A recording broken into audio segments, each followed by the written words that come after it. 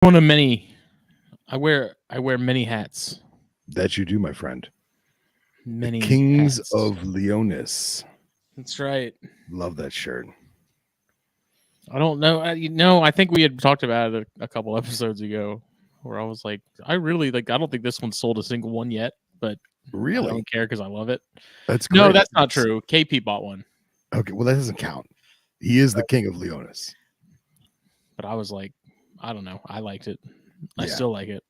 Yeah. When as soon as you get Whatever. that There's a as soon- couple designs that really fell flat. yeah. As soon as you get the Navia shirt up and running, I'm gonna do that and the Splendida for sure.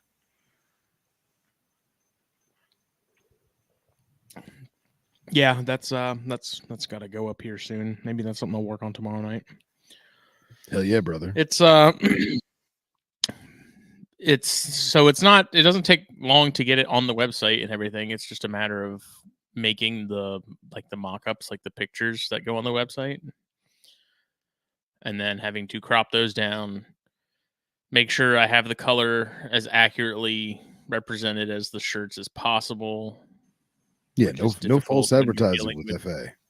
When you're dealing with the pixels versus the actual dyed garments, so try to get as close as I can, especially that ice gray color. That's a really tough one because it's this weird, like, half tan, half sand kind of. To call it a gray, I think, is a real stretch, but yeah, for sure.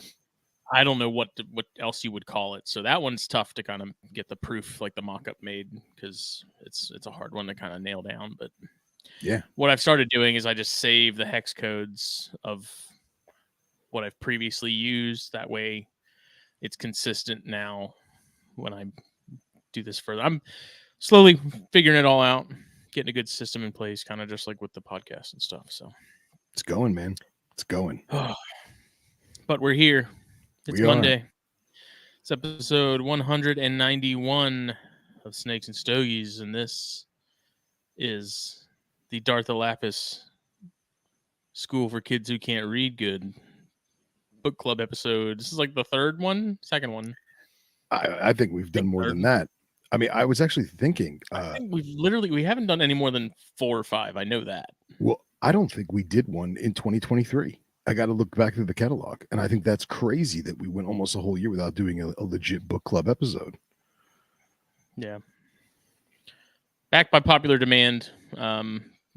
We get a lot of really good feedback when we've done the book episodes in the past. Surprisingly, honestly, I thought that would be the one that would bore people the most, that they wouldn't have any interest in any of that stuff, save for a handful of people. But it is like, people love it. So yeah, we're me and Phil. Bill Bradley was hopefully going to join us tonight, but he's on the road, so he's not going to be back home and set up in time to really hop in. So we'll have to catch him on the next round. But I do like these episodes because it forces me to get my hands on more books, which I have done.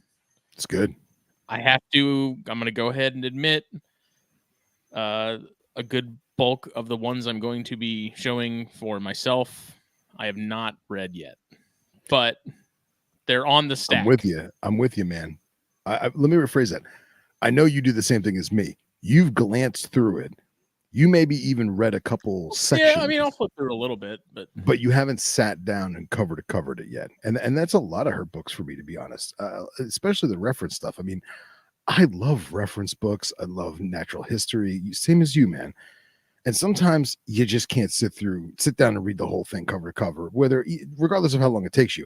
Sometimes I just want to learn about this particular section. You just want to use it for reference. Exactly. I have a short stack. I didn't know how many books you were bringing to the table. I have 8. Whoa. All right. So again, like I said, I can't really talk about them too much because I haven't read a majority of them. So I figured I'd at least talk about that's why, good. We'll get into it. But we have some sponsors to go over. We do. Boy, do we. Let's change it up. So Cold-Blooded Caffeine.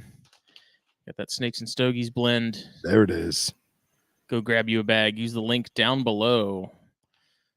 if you buy a bag of this absolutely fantastic boutique small batch coffee that was personally chosen by Phil and myself as far as the blend, which is a Mexican Rwandan blend, taking the old world and the new world and just mixing it up. Just interweave. That's right. I was going to do that. I didn't know if anybody would get it. Yeah, bro. Yeah. Interweave them. Just interweave them. Yeah. So coldbloodedcaffeine.com. You can use the link down below, or if you use the code S &S, so S and the and symbol. I need to change that because that's too much to explain. S and S, but not SAND, S little figure 8 thing, S, and that'll get you 10% off your order. Pour over. I got a pour over. Still haven't used it yet. Yeah, I man, need to that's get the more way to coffee go. so I can break it in, because I can't break it in. I can't break it in with store-bought stuff. It's got to be proper. Yeah, I've been shopping super fine grinders because I really want to try our blend in a Greek or Turkish style. I really want to try it. So we should have a little fire pit at the Snakes and Stogies gazebo at Daytona. Yeah, fill it with sand, and we'll do our own right there. I'm sure it's some sort of hat. There's some dude. sort I'll of bring building. man. I'll bring a hibachi. Not hibachi. What do you call this little George Foreman thing? What do you call that? The little dome. What's that? Oh, you know, the old school tailgating charcoal grill, whatever you want to call it. Weber.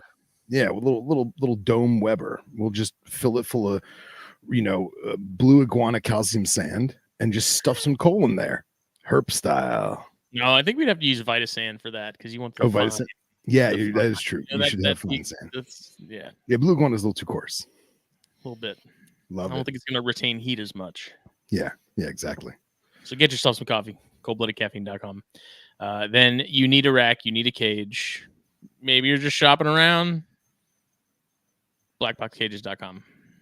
If you are just shopping, tax season's coming up here soon. So, I mean, I'm just putting it out there. Start planning. Go on BlackBoxCages.com. Shop around a little bit. See what options you can get, both in cages and racks. One or the other. If you prefer one or the other, we don't judge here. We all use a little mix of both. Everyone at the network, I think, does. So most definitely. Also, the code THN at checkout gets you 10% off your order. Save on shipping and freight if you are in the general region of North Georgia, in the southeast, even. I guess barring Phil's neck of the woods, where it's a real trek. It's a hike. Save yourself on shipping. Make a trip out of it. Just go up there and choose the pickup option, and just grab it yourself. Clint is a master trailer and truck bed packer. He's it's amazing. It's really something that you have to witness. If anything, that's worth the trip, is just watching him do his magic. Nice. It's pretty incredible. Because he's not even like talking to you. He's just like, it's like a Rubik's Cube. You know, those kids that like do them real quick. Oh yeah. It's just like that. Nice. It has to be an art form. That's right. Quality stuff that you will not be disappointed with. Quality PVC, quality tubs. And if you are shipping it, it's the best shipping of any enclosure, par none, from any company. I don't care what people say. I've shipped a lot of different enclosures: glass, acrylic, just vision plastic, you name it. I've shipped it, and the best so far is BlackBoxCages.com. Definitely. I've used other cheaper and faster, not faster at all. I don't even know why I'm talking about that. I've used cheaper and waited. I got off lucky and only waited like 3 months for my order. Okay. That rack is horrible. BlackBox lead time is still 2 weeks, give or take. Crazy. Wild. You order something and you get it. It's about as, I think, in terms of racks and caging, I feel like that they're about as close as you're going to get to like Amazon level of like delivery and shipping. Yeah. Absolutely. Unless it's from like Temu and it's that weird Chinese, like already put together. You still got to drill those. You still got to drill them together. Yeah. Yeah. I don't know. doesn't matter. But hop on over to Morph Market, check out Puget Sound Pythons. Also give Jeff and Kendra a follow on Facebook and Instagram. Stay in the loop with what they are doing. They got a lot of stuff going on. Their season is going to be jam packed. So give them a follow. Stay in the know with what they're doing, and they're awesome people. They're good people. We love them. Sure, we do. And then fullviewsapparel.com. Phil's got a hat. I've got a hat. I'm wearing a shirt. Get some shirts. I got a giveaway going on Instagram right now. Yeah, you do. Let me go ahead. It's going on until the 31st. There's 31 days in January, yes. And the winner will get to pick any 2 shirts of your choosing. So size, color, whatever, design. And then you get to decide on the next species / design. Pretty cool, man. That I put out. I figured that'd be kind of a fun little, bonus. Absolutely.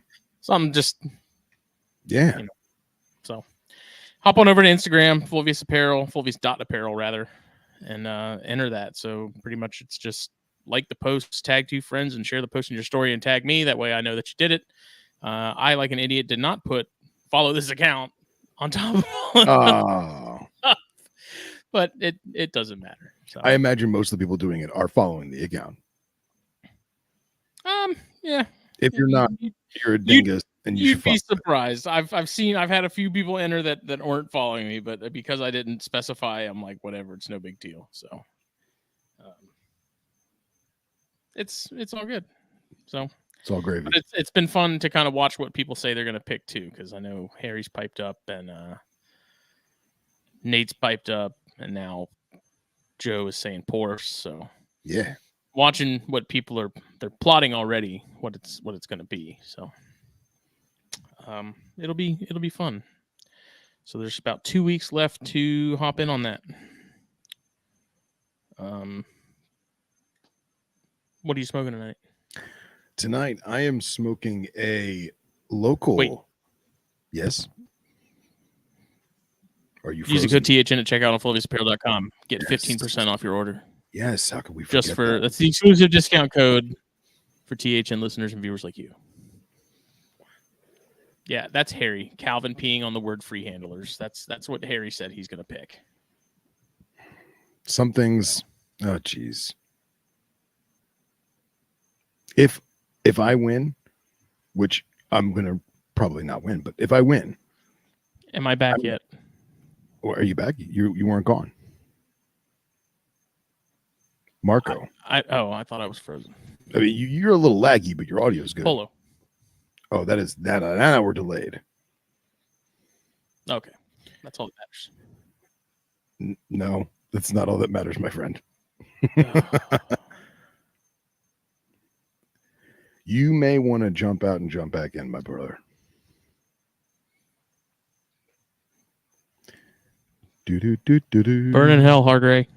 Internet. I need to have Girl from Ipanema instrumental for moments like this. When Justin seems to just fade off into the there he goes, fading off into the ether. We get some Sinatra. Girl from Ipanema. Imagine it in your minds, kids. Well, while he's doing that, I will say that tonight I am smoking a local blend of tobacco. It is a Maduro, even though it is a very light wrapper. It has a good Maduro texture to it, a good Maduro smell to it. I'm going to light this in a minute after I finish my current cigarette. You guys know how I roll, and we'll get the ball rolling. Smitty will be right back. I love these book club episodes. I really do, and I love all of our friends that participate. I know Eric Burke, Nipper Reed, Rob Stone. Those guys, they're book junkies just like us, and they're very inspirational to us as sharing what they're into and what we're into. And hey, did you hear about this book? And what I really like right now is the three of them actually turned me on to some Facebook groups that are, I don't want to say classified ads, but for lack of a better word, they're herp-related book pages. Some people that are selling, some people that are auctioning, some people are just announcing and giving recommendations and reviews. So if you are a Facebook person definitely check out, there's like 4 or 5 main herp book pages. Check them all out. I don't remember the name, but they're all herpetological, herpetocultural, herp something books, blah blah blah. So check them out on Facebook. And you can find a lot of really cool stuff. Recently, there's been a lot of both vintage, and by vintage I mean say 30 to 40 years, vintage papers that are actually published hard papers. So those are floating around. They're relatively inexpensive, maybe $10, $12 a paper. Most of them are reprints anyway. But they're not going to be just like somebody printed it out at their home printer and stapled the top left corner. It's actually bound and whatnot. So definitely get a chance to check those out.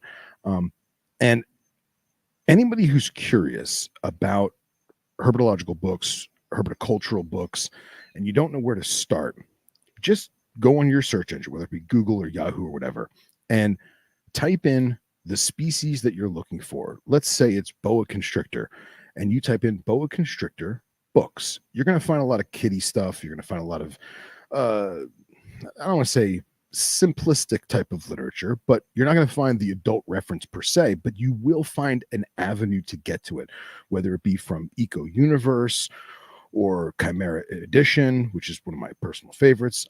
Or even if you go to, and now I can't remember the website, crap, the one we all use, Hamilton Books. There you go. Hamilton Books has almost all of the Krieger publications, which are now out of business and discontinued. But the books are very inexpensive, usually $5-10 a book, depending on what it is. And you're not going to find everything there, but you're going to find a lot of cool stuff, as well as some of the old TFH books. Now, anyone who's watching this or listening to this, who's over the age of, say, dare I say 30, when you were a kid, you had a TFH book, and a lot of those animal books were what got us into herp books. They were relatively inexpensive. Some of them were on husbandry, some of them were on just natural history of certain species, and it would say something like handling venomous in captivity, right? Or just venomous snakes of the world. Or my personal favorite was the TFH Atlas of Snakes. It was an orange book with a couple snakes on the cover, and it was real thick. They made two. They made one that was, they're both about that thick. One was little. It was like a little atlas, little pocket atlas, and the other one was a big giant tome of a book. And it had almost every species of snake known to science at that time, which I believe was probably the late 80s, if not early 90s, when they were really putting that out. And it had a picture, it had a brief one-sentence description, and then it had a key, much like the Terralog books do, where there's a mouse, a little cartoon mouse if it eats rodents, there's a cartoon lizard if it eats lizards, it has a cactus if it was a desert species and what have you. But even though most of the scientific taxonomy in that book is very outdated and species have been split and lumped and subspecied out, it's still a great book to have. So if you could find that book, that's one of the books that really got everyone in my generation going with learning the different species and all the scientific names. Super duper helpful. I mean, you probably find the book for $10 somewhere, you know. So it was the Atlas of Snakes from TFH. But I was just telling the people that don't feel, what's the word I'm looking for? Don't be intimidated on how to search for herp books. And there's a lot of herp books that are kind of meh. And we always have the, you know, the Dr. Drew joke of, is it a book? Field guides are books too. Enjoy them. They may not have everything you're looking for, but at least it gives you a little something, and it's fun to add to the collection. So I have them. They sit on my shelf, and I haven't probably cracked open my North American reptiles and amphibians one in like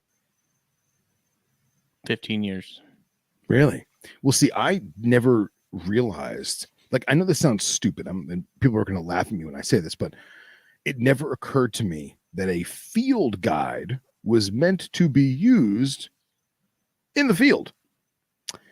And it wasn't until we herped, I think it was West Texas, and I don't know if it was Rob or Eric, somebody had a field guide, and they were actually circling information and drawing a little squiggly dot on the map and writing notes in the margins of the book. And I was like, that's what it's for. Oh my God.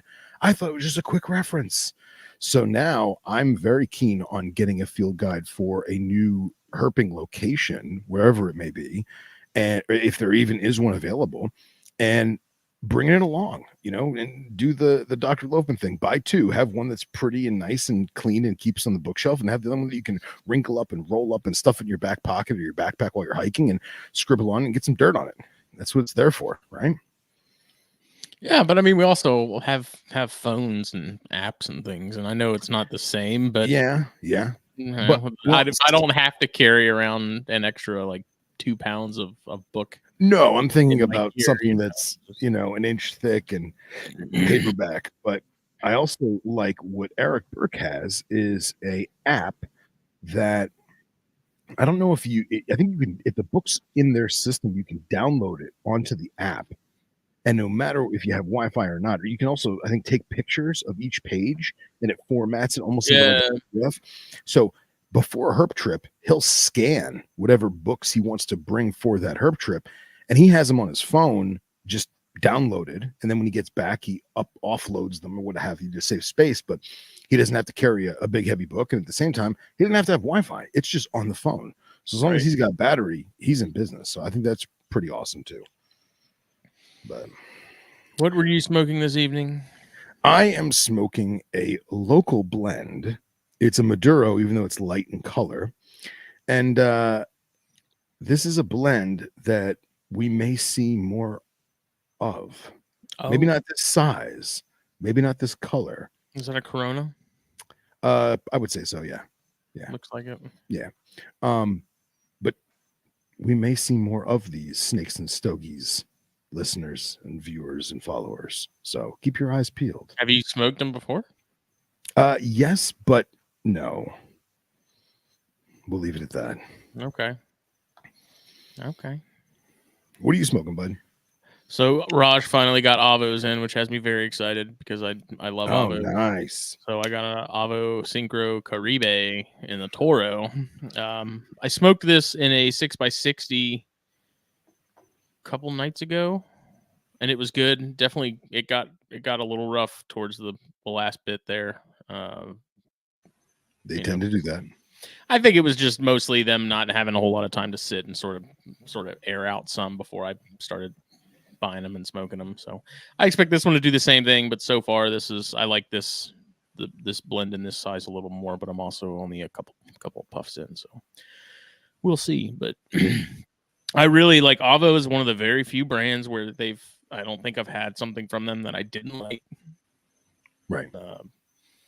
Everything's been real solid. The price point's really, really good. So I recommend them. Excellent.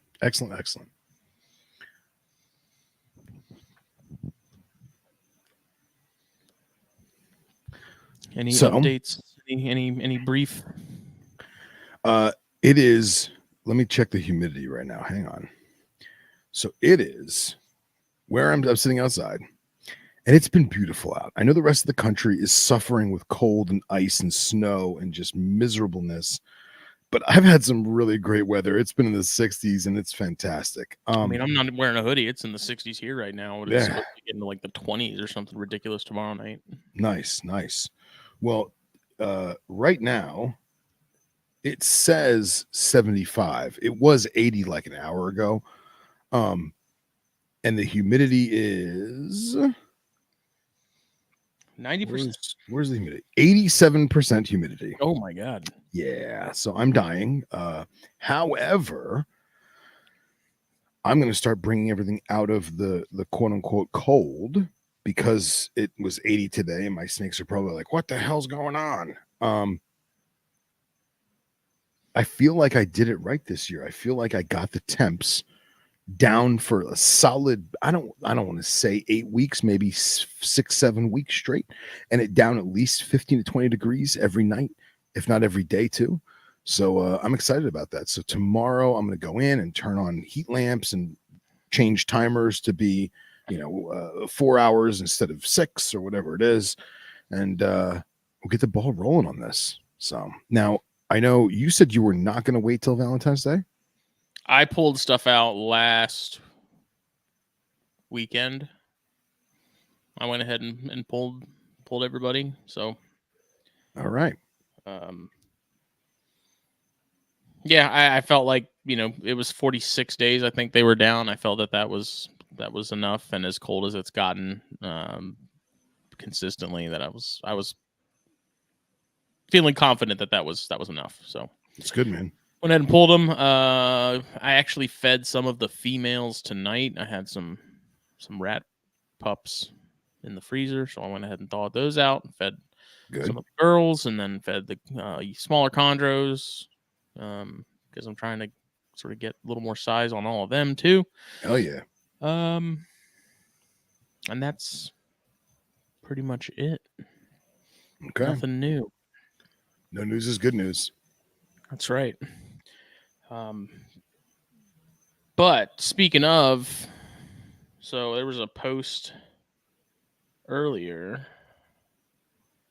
that I saw on the Facebooks, and I'm curious as to what your thoughts are on this.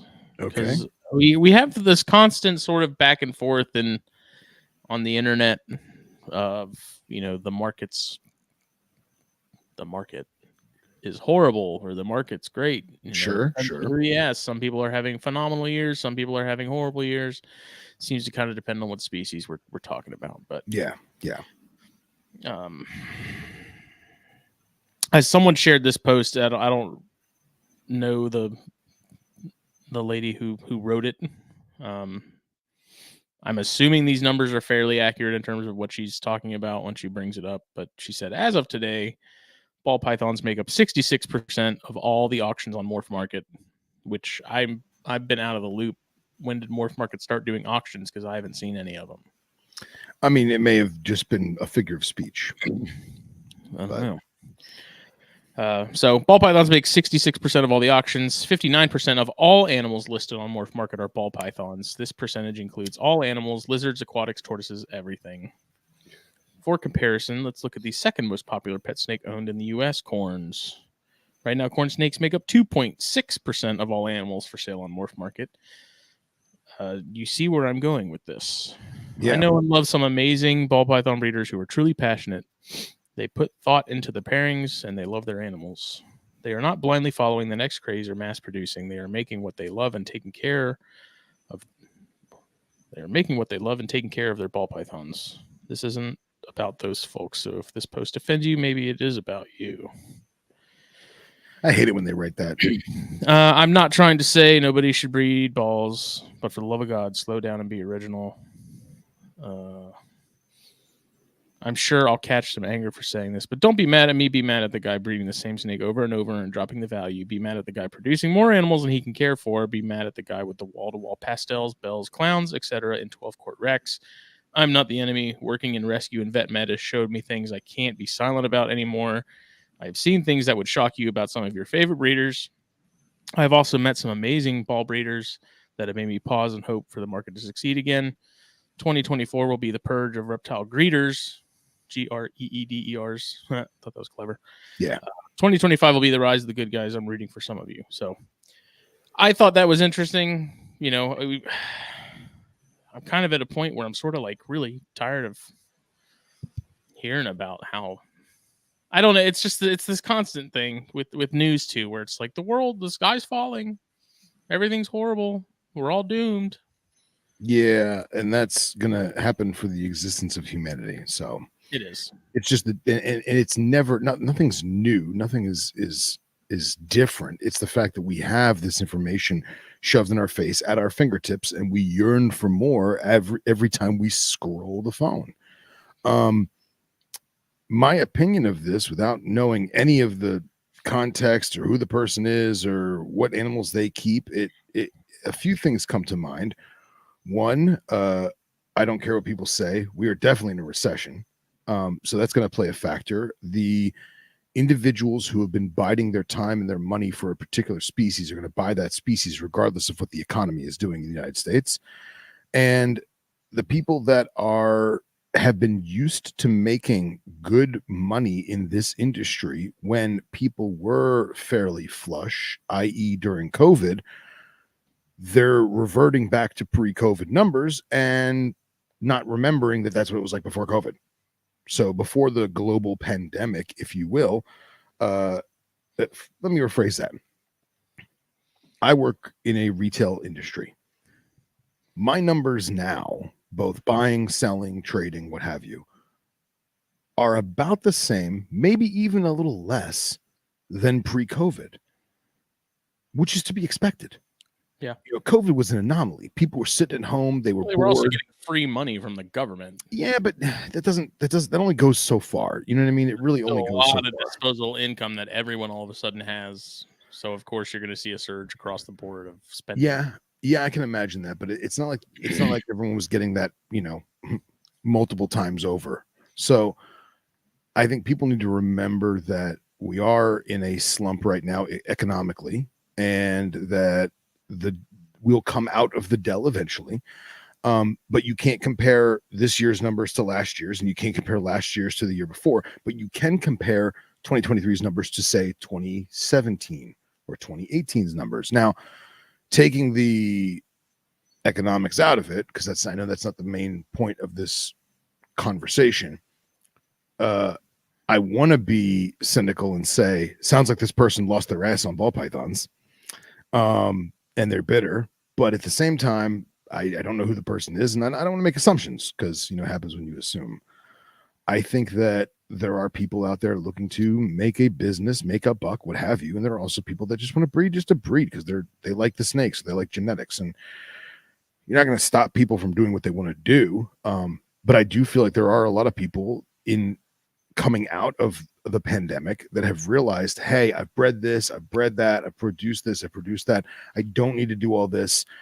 And they've cut back a little bit. And we saw this same cycle with the Mexican black king snakes. Everyone and their mother bred Mexican black king snakes for a long time. And it was good because it was still a major pet, and everyone and their mother had one. And then everyone was like, all right, we have it. It's a pet. It's fun. Enough people breed it. Let's just stop altogether. And then there wasn't any for a few years. Yeah, it created a vacuum. And now everyone was like, or not now, excuse me, but during the pandemic, everyone was like, oh, there's no Mexican black king snakes. Well, I have some. I need to produce some. Well, I have some. I need to produce them. When he has some, he needs to produce. And now we have too many of them. And they went from being a $35 snake to a $300 snake. And now they're back to a $50 snake. So it is cyclical. Oh, for sure. We hear about there's all these sort of, I don't know what you'd call them. I won't say boogeymen, but it's similar in the regard of like, it's this mysterious person that's getting into ball pythons just because they think they can make money, or it's the yeah, and there's always going to be that, It's like, is it really that many people? I think it's a lot of people, but I think the grand scheme of things of how many people are doing it compared to how many people are in the limelight, or in the spotlight, I should say, or in the visual space, is very different. Because then the other question is like, well, if there's that many people producing them, then clearly there's people that are still buying them. But is there? I think a bigger question is, and I've told this story before on this show.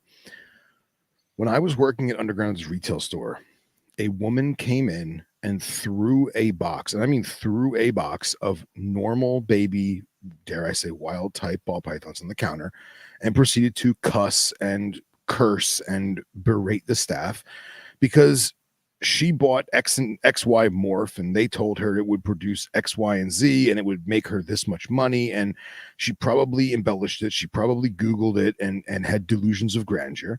And what she failed to realize is she produced a box of 100% hets.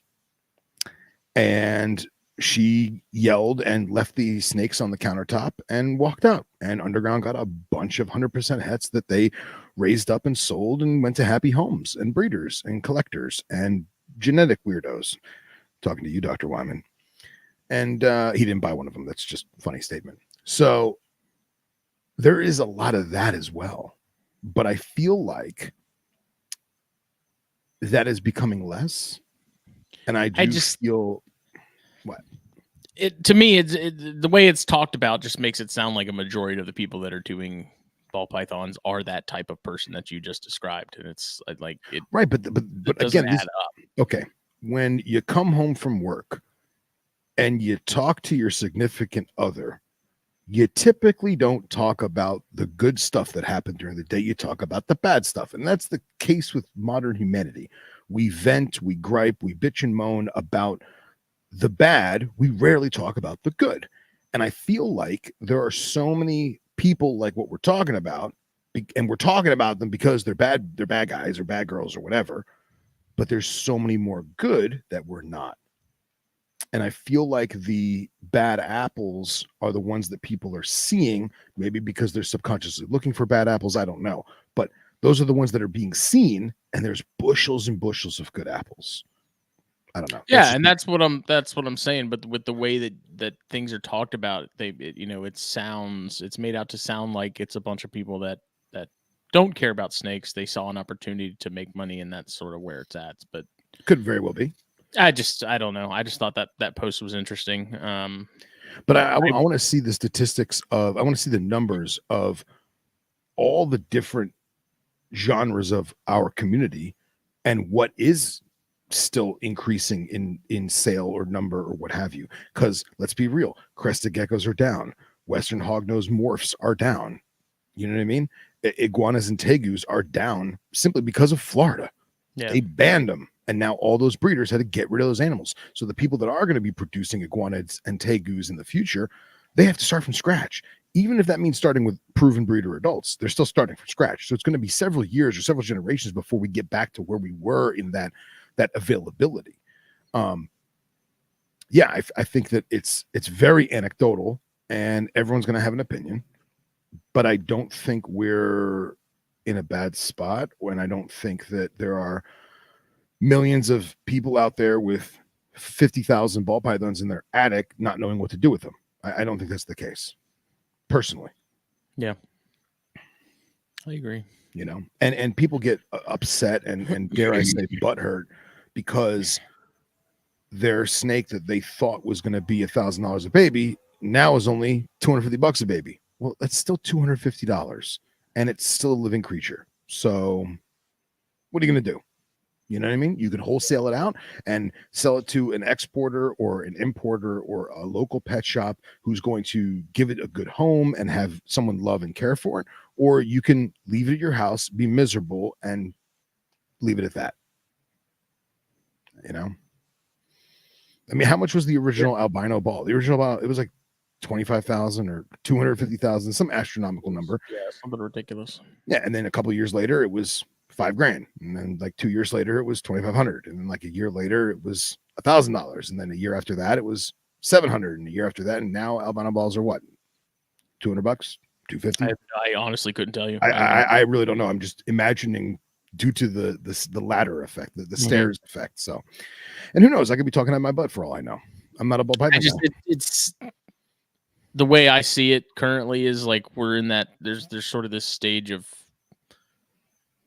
everyone panicking to run out of the theater because it's on fire, and it's like things won't calm down until the people that are trying to get out, if that makes sense. Like sort of reduce the swelling, if you will. But you know, I mean, Joe said it really well when we were talking about it. He's like, he doesn't think it's really any different than it was pre-COVID. It's a correction. You know, This is like when you see such an astronomical spurt economically like we did during COVID across the board, and then you come out of that like you're coming down from a high that's pretty high, and you're gonna feel it. Right. Chris said he was just at the White Plains show and saw a lot of cheap new cow stuff. I don't know. I mean, crested geckos are great, but I do wonder now, like, how are those still trucking along? Look, man, I don't know. Things come and go. Things have waves, peaks, and valleys, you know, and it always does come around. It just may not come around the way that it was. Does that make sense? Mm-hmm. So I think people need to stop worrying about other people. I think that people need to kind of stay in their lane, and everyone's entitled to their opinion, and everyone is entitled to vent and voice their frustrations and voice their opinions. I'm one of those people, but no one knows what's really going on except for the people that it's going on to. So, Right. there are still people that go to a reptile show, certain breeders, and they have a $30, $40, $50,000 show. They have the animals that people want, whether it be ball pythons or crested geckos or hognose snakes or whatever. So those people are still doing it. And again, who knows? Those people could be full of crap too. They could be lying through their teeth. Who knows? We'll never know. Yeah, I mean, it's almost like sort of a natural immunity thing. The people that are really, really willing to stick with it will ride it out and come out the other side, and the people that are not are going to be the ones that sort of move on to other things. Yeah. Yep. Ride the wave. For show. Books. Who's going first? You got more books. You are. I have more books. How many books do you have? Well, I brought down 4. I've got 6. I only brought down 4 because the other 2 I was like, whatever. I didn't know how many you were going to bring. And I actually have way more. I have like 12 or 13 new books that I got as I was moving and such. But dude, everything's packed, and these were not packed. These are post my move. Well, Jenkins can't read, so he may not be good for this episode. That's all right. This might not be his cup of tea. So, I mean, first and foremost, there it is. I mean, come on. There, I knew it was coming. There it is. Y'all had to know it was coming. I read this cover to cover, and I read it in like a week. Nice. Which is probably the fastest I've ever burned through a book. That's good, man. That's good. Tell people what it is for the listeners at home. Oh, that's right. I'm sorry. It is Bush Vipers by Johann de Smet, I believe is how you pronounce his last name. Excellent. And this is the definitive Atheris book, correct? This is the Atheris Bible. Nice. It covers pretty much all the species. Let's see. Covers all vipers of the genre Atheris, Montatheris, and Proatheris. They're described in detail. Numerous relevant topics are covered, like the description of every species, systematics, husbandry and breeding, reproductive biology and natural history, distribution, and toxicity. And this book is primarily aimed at reptile hobbyists, but scientists will also be able to gain valuable knowledge about these fascinating snakes. Each species is presented in pictures, and all common color variants are depicted by a plethora of high-quality images. In addition, distribution maps for every species are included. So. Oh yeah. My buddy JD went to Ham. I guess he lives in Texas now. He's South African. He lived in Canada. He moved to Texas, and he went out to Ham. And I think it just happened to be on the same weekend that show was going on. So he grabbed me a copy while he was out there because he's like, "I'm getting one. Do you want one?" I said, "Sure." He said, "Send me some money," and I did. Excellent. So I got a signed copy. Hell yeah. How's he doing out in Texas, by the way? Did he wind up getting snakes yet? I don't know. Yeah, because he messaged me, he said he was going to look into, getting the ball rolling, but yeah. Yeah, so this book's fantastic though. Again, it covers pretty much every species, and there's pictures in here that I've never seen before of a lot of those species, like Rungwayensis and nice some of those other ones that you really don't hear about. Sure. Even some of the new species that are fairly new to the genus in terms of taxonomy and stuff. Yeah. I think Alex England has a good bit of pictures in here of stuff he's produced over the years. Excellent. How's the section on Proatheris? That's honestly one of the reasons why I would want to get it. That one's good. Each species, it talks about if there's been any sort of bites. It covers some of those, and it talks about how hot Proatheris really are for their size. If I may interject, just to remember of Jeff Frederick whispering in my ear, say the common name. Say the common name. So when we talk about Atheris, we're talking about African. What's that? What's the common name for Proatheris? The lowland swamp viper. That's right. So Proatheris, the lowland swamp viper. Is it still monotypic? Proatheris superciliaris? Yes. Proatheris superciliaris.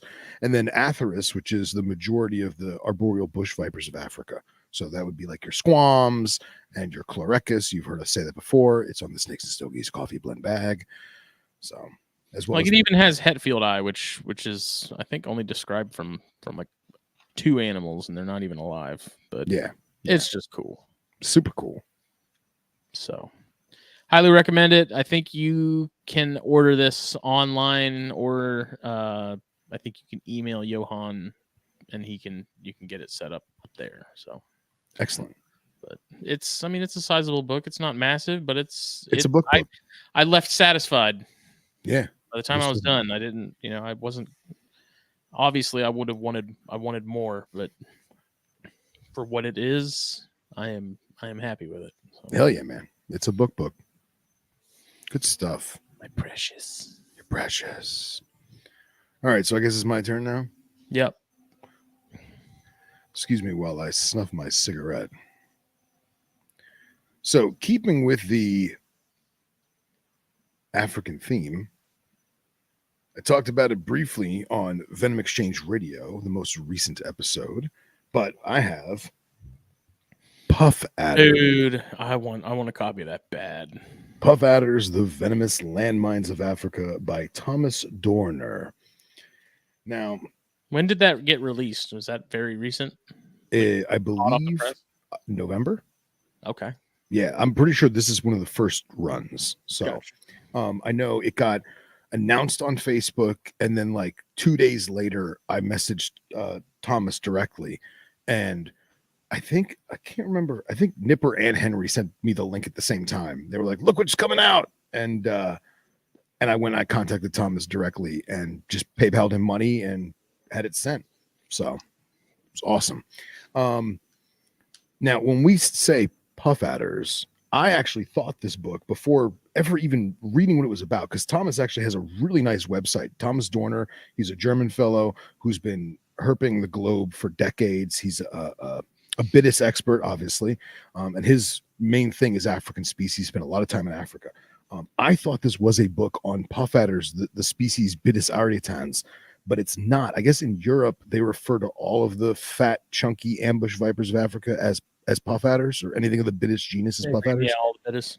So the book is the comprehensive guide. I mean, it's about the same thickness as the Atheris book. It is a book, but it is the guide to all of the Bitis genus. I'll read you guys the back, as Smitty did. Snakes, and especially venomous snakes, have always fascinated a large group of people. Therefore, it is not surprising that there are many venomous snakes enthusiasts who also keep and breed venomous snakes, especially Africa's largest venomous snake species, the puff adders. Taking a fancy, see, it's a little funky because it's translated from German. This book is aimed to serve as a compendium. I never heard that word. This book is aimed to serve as a compendium to provide both a biological insight into the genus and information on the effect and treatment of snake bites, as well as on keeping and breeding of puff adders. 300 pages and more than 220 pictures, the reader gets a deep insight into the biology of the puff adders and the detailed description of all species. The comprehensive reference list with more than 200 entries invites to deepen into the topic. Like I said, Germans. It's a fantastic book. It goes into the natural history, of course. It goes into fang structure and skeletal structure of the different species. I thought it was absolutely fascinating that look at the centerfolds. Centerfolds, Namibian puff adder centerfolds, tons of data and graphs. And trying to get the words out. It goes into the ancient history of how the different genera and species evolved, and it goes over several different, like almost family trees of how different clades evolved at different times. Mm-hmm. Absolutely fascinating. And then it goes species by species and gives great pictures, some locality data, housing conditions, reproduction, endangerment if they are protected, general behavior, and then just special characteristics of each species. So very, very cool. Yeah, I like that. Yeah, a fantastic book. Yep. So Puff Adders, The Venomous Landmines of Africa by Thomas Dorner. Well, next for me is one that I have started. I have not finished it yet. This was mentioned in that Tears for Crocodilia book that we had the author on. Nice. I think last year at some point, or maybe the year before that. He mentions this book and the author a few times in his book, and it's called Dragon Songs. Wow, that's awesome. I got a used copy off Amazon. Hell yeah, public library for the win. By Vladimir Dinitz. It's love and adventure among crocodiles, alligators, and other dinosaur relations. Excellent. So is Nate still in the chat? He's got to get that book. I don't know. I'm sure he has it. He probably has a copy. With adventures on 5 continents, Dragon Songs tells the amazing story of a groundbreaking scientific quest to study our modern dinosaurs that ends up changing a life, as well as our understanding about crocodiles and their relatives. It's like from the author's perspective as he goes, on these different trips to different species. He has a couple of chapters on alligators, caimans. It's basically just stories of his time out, seeing Awesome. these species and studying them, and all over the world. There's American crocs, Nile crocs, Tomistoma, crocodilus. Cool. So what's the publication date? It's not that old. Let's see. And it's surprisingly light. Like the paper they used for it is really 2013. Okay, good. Yeah. So it's good. It is crazy that's like 10 years ago. Yeah, wild? I know. Wild. Very cool. The guy's a good writer. He has a good good voice, good tone. Excellent. But he's originally Russian, and he just kind of sounds like he kind of just found his way around things, just sort of by hopping on a plane and going there. And hey, man, that's awesome. It's pretty interesting, and he's got pictures in the middle section there from the different trips, and it's cool. Very cool. What was the name of it again? Dragon Songs by Vladimir Dinitz. Very cool, man. There's not enough crocodilian books out there. And if they are, it's alligators. Yeah. Very cool. Very, very cool. All right. Next up. Mm-hmm. So this book was given to me by my very good friend, dare I say family member and co-host, Mr. Nipper Reed. This is A Guide to the Reptiles and Amphibians of Egypt by Sharif Bahal al-Din.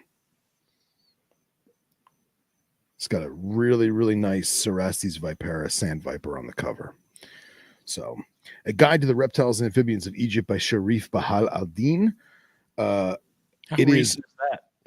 This is actually 2006, so it's a little older, and everything in it is modern and relative, with the exception of taxonomy. Some of the stuff has been lumped, some of the stuff has just been completely changed, but it goes through, it really is reptiles and amphibians, and it's very much I can't remember who the publisher is. Hang on a second. American University in Cairo Press, Cairo and New York. So it has very much a chimera feel. It has maps, if I can show it on camera, maps and localities. There is scientific illustrations of many of the species. If I can find something, hold on. It does go into scale count and habitat and ecology. Here's Telescopus. Here's some scale count stuff, if I can hold it to the screen. And then in the center of the book, it does have some colored plates. So here's some grassland, wetland areas with some of the toad species. And, so many people think that that Egypt is just a barren desert, but there's many river systems that feed and estuary the Nile. And there's a lot of wetlands and a lot of reed habitats. And then you also get species like different arboreal geckos. Nice. You have different species of uromastyx and desert chameleons. So, and then of course the snakes. But a fantastic book that has literally everything on Egypt. And I think it's a great reference because it's not big. It's relatively small. You could take it with you wherever you need to go. But a lot of us get Egyptian imports because Egypt is one of the primary countries that still export reptiles. So some of the animals, there really isn't a lot of information online. So Right. getting the book like this, if you keep, like Billy Hunt and I got Egyptian green toads, there's a lot of information about them in here. Some of the Malpolon species, like the false Egyptian false cobras, there's a lot of information on here, just temperatures and not so much husbandry, but just natural history. So again, a guide to the reptiles and amphibians of Egypt, Sharif Baha al-Din, a very cool book. Nipper, if you're listening, I thank you so much. I firmly believe that one can learn more from the natural history than they can just a simple husbandry, write up. Oh yeah, There's absolutely. a lot more nuance to natural history than there is care sheets. And it also books like that really intrigue me because I keep several species from Egypt and the neighboring regions, right? Whether it be Sinai or Israel or what have you. And you get an idea of where the animal was exported from, but yet you really don't know what the habitat looks like. And shy of you hoping that something's on iNaturalist, this gives you a real idea of where the specimens were found, what time of year they were found, and the habitat that they're dwelling in. And that way you can use that to cross-reference your weather apps or your Google Earth or your iNaturalist or whatever. So I really enjoy it. That's what surprised me with the Atheris book was seeing just how small the range is on so many of those species, barring squams, because squams just have that band that just pretty much spans from coast to coast, right through the center. Everything else, it's literally like mountains, like just very spotty, and it's like you see how little space there is that these things are being found, and realizing that unfortunately their days are numbered, I think, on a lot of those that fronts. But and again, it was just cool to see pictures of species that there's really only a handful of pictures on the internet that are actually clear, and you can see sort of what's going on. So to see all these species and stuff that you either didn't know were a thing, and some of them he actually basically said, like, this isn't a verified species yet, but I'm putting it separately because this is the information we have on it. He shows the scalation and stuff on like the labial scales, because that's a big identifier for a lot of those species, like Ceratophora, Matildae, and things like that. But next, so I got these from our Canadian brother, Michael Gillen. Nice. And I'm excited to get into them, but it is the Trumbauer books. Nice. Excellent. I mean, together, like, that's they're dense. There's a lot of stuff in there. I've heard nothing but good things about Craig's books.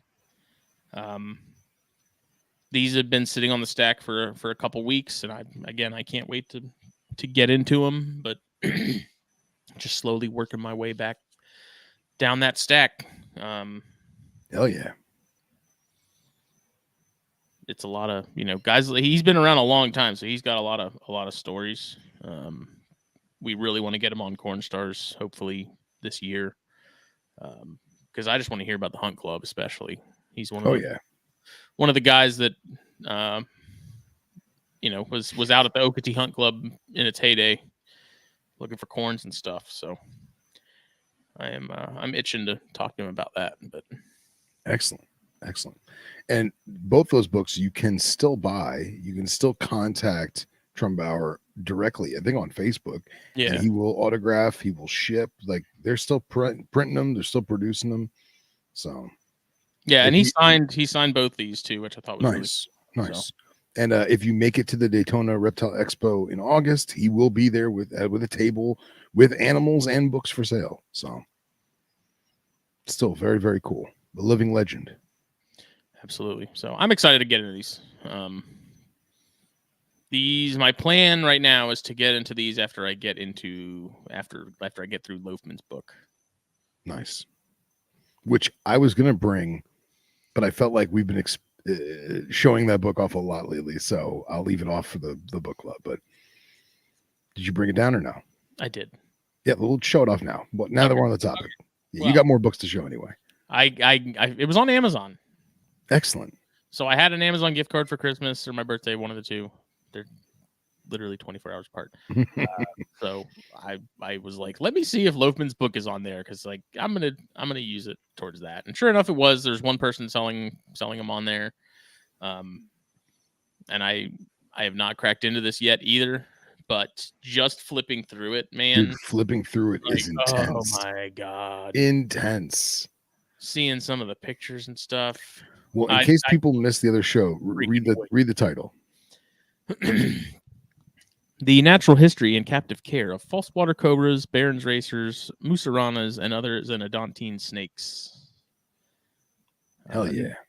Natural history has and will forever be Zach Loafman's first love as a biologist. Understanding the who, what, when, where, and why of animals is the most complete way to truly understanding what it is to be a given species. The field of herpetoculture over the past several decades has wandered away from natural history as a driver, especially when it comes to snake husbandry. Thankfully, the path is not far and can quickly be found with a bit of guidance. Excellent. That was Loafman's goal with this book. It focuses on an underappreciated group of snakes, South Americans and Odontines, that is currently witnessing an upsurge in interest in herpetoculture. Loafman focuses chapters on the systemic history, natural history, and captive care of phylodryanids, false water cobras, and former members of the genus Lyophis. In addition to the systematic natural history information, Loafman takes a deep dive into husbandry, specifically following a protocol to approach husbandry using natural history. Discussions on lighting, thermal environment, enclosure type, and size.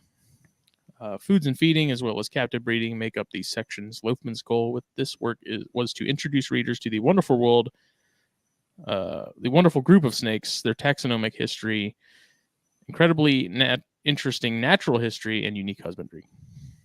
Excellent. So, oh God. Skylar Williams says, I got here just in time to hear Justin tell everyone about how great Bear and I are. I mean, but it's also, I mean, it's cool because there's people's pictures in here that we know. Yeah.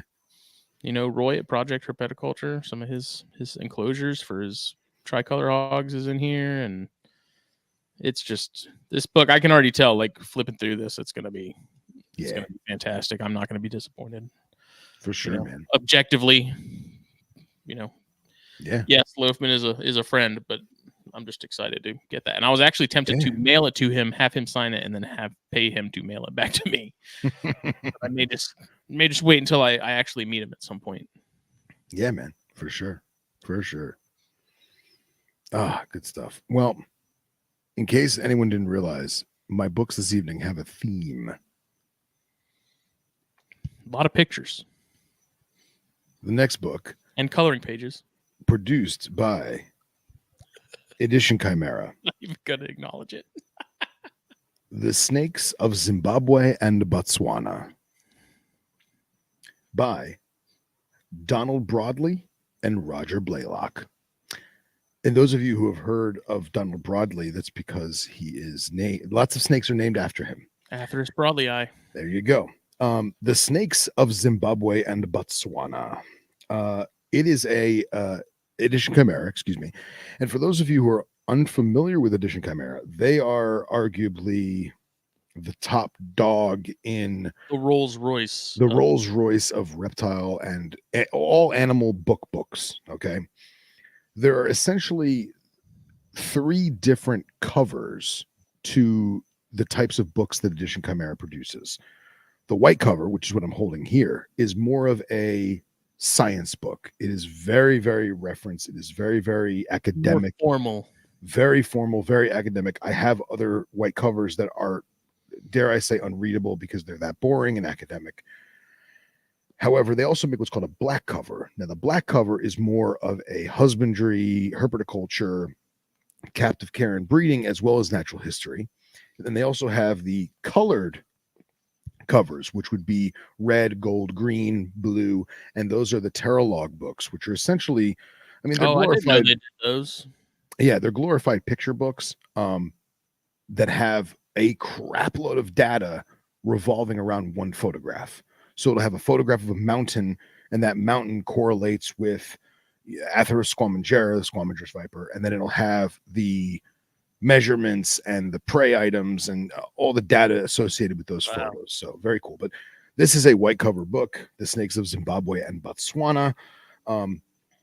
There is some cray pictures. You think there's someone out there that collects and has every chimera out there that's been put, Yeah. and it's probably worth a small fortune. His name is Scott Iper. So I Any actually normal people that have, you can tell how many times I've opened and leafed through this book because the first page that I open to is the Zambezi garter, which is one of my all-time favorite snakes. It's Elapsoidea bollingeri. It's a fat crate. Yeah, man, that's a dream snake for me. But it, just like everything else, it goes into different taxonomy and scalation and natural history, and it goes over every single snake species that I didn't know existed in Zimbabwe and Botswana. There's a lot of snakes in Southern Africa, man. Crazy.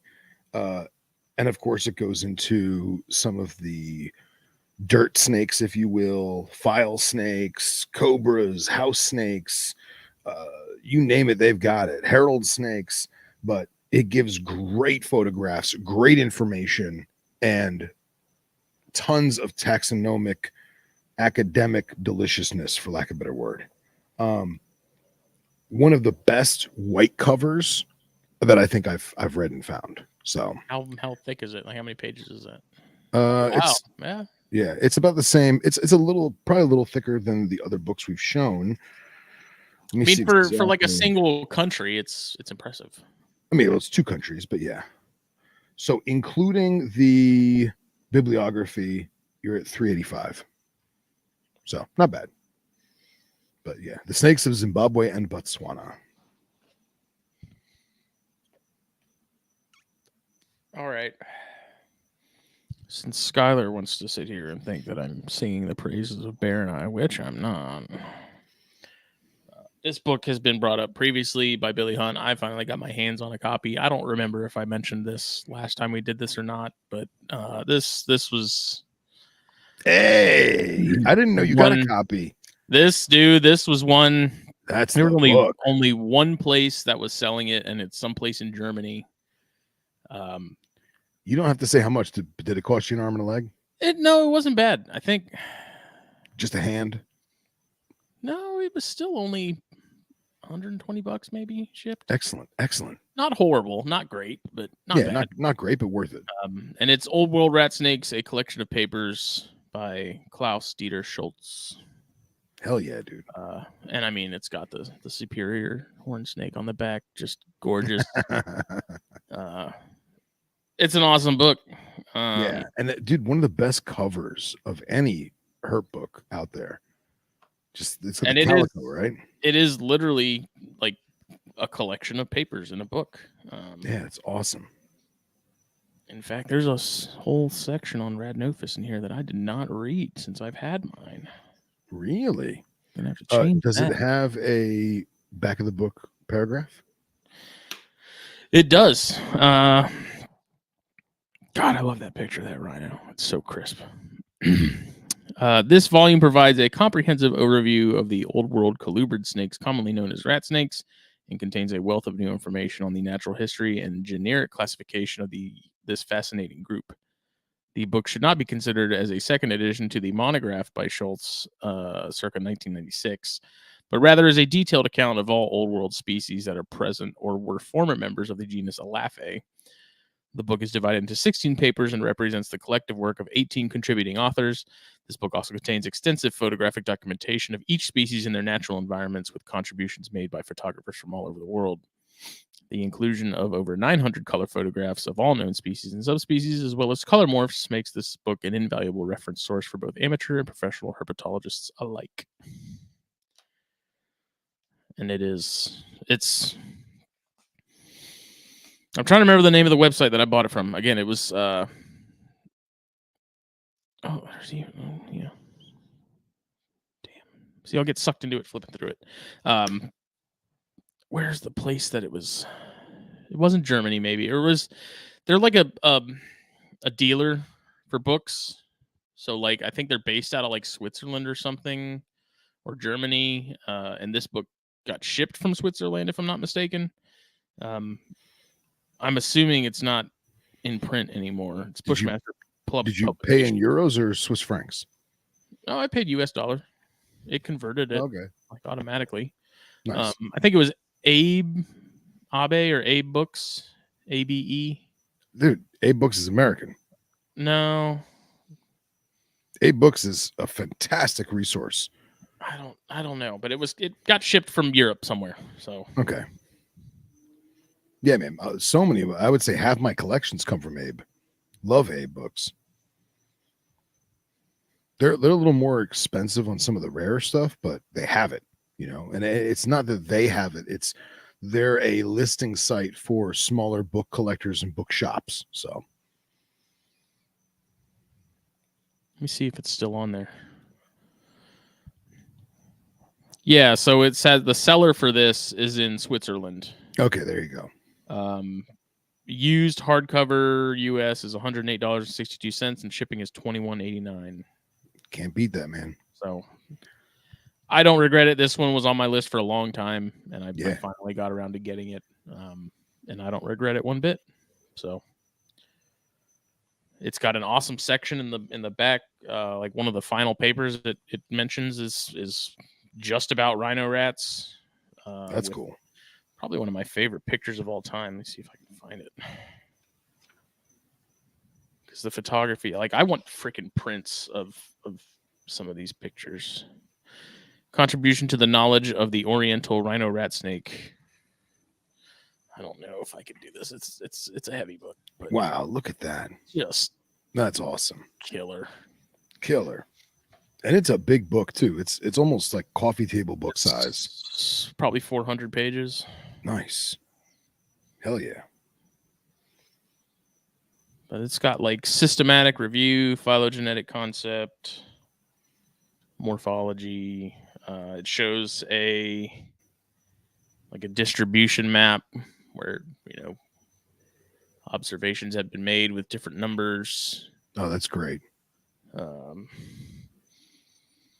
it breaks down like each one of those numbers. It tells you like the district and elevation they were found, natural history. Like it's awesome. Hell yeah. And it has a lot of phenotypic photos. A little bit, but it's also got like habitat photos, so it shows some of these rivers and stuff that they're found near. Yeah. That's in Vietnam, like North Vietnam. Awesome. It even has a undercover in the rainforest canopy, the rainbow tree snake, which is Goniophis margaritatis. Yeah. Which is like the unicorn snake, as I call it. The margarita snake. Yeah. Margarita. And that's probably the most information on this species that's in text anywhere. Because I believe it. It's several pages just on that species, and that's not information you're going to find online, I don't think. No, not at all. So, hell yeah. Get a copy. Excellent. Well, I've got one more book in the stack. I can always go upstairs and get the other two, but the last book in this stack, keeping with the theme, Reptiles of the Dark Continent.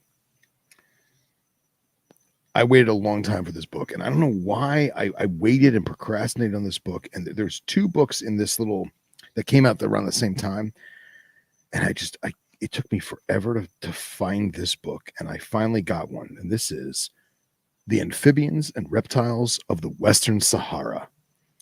Multiple authors.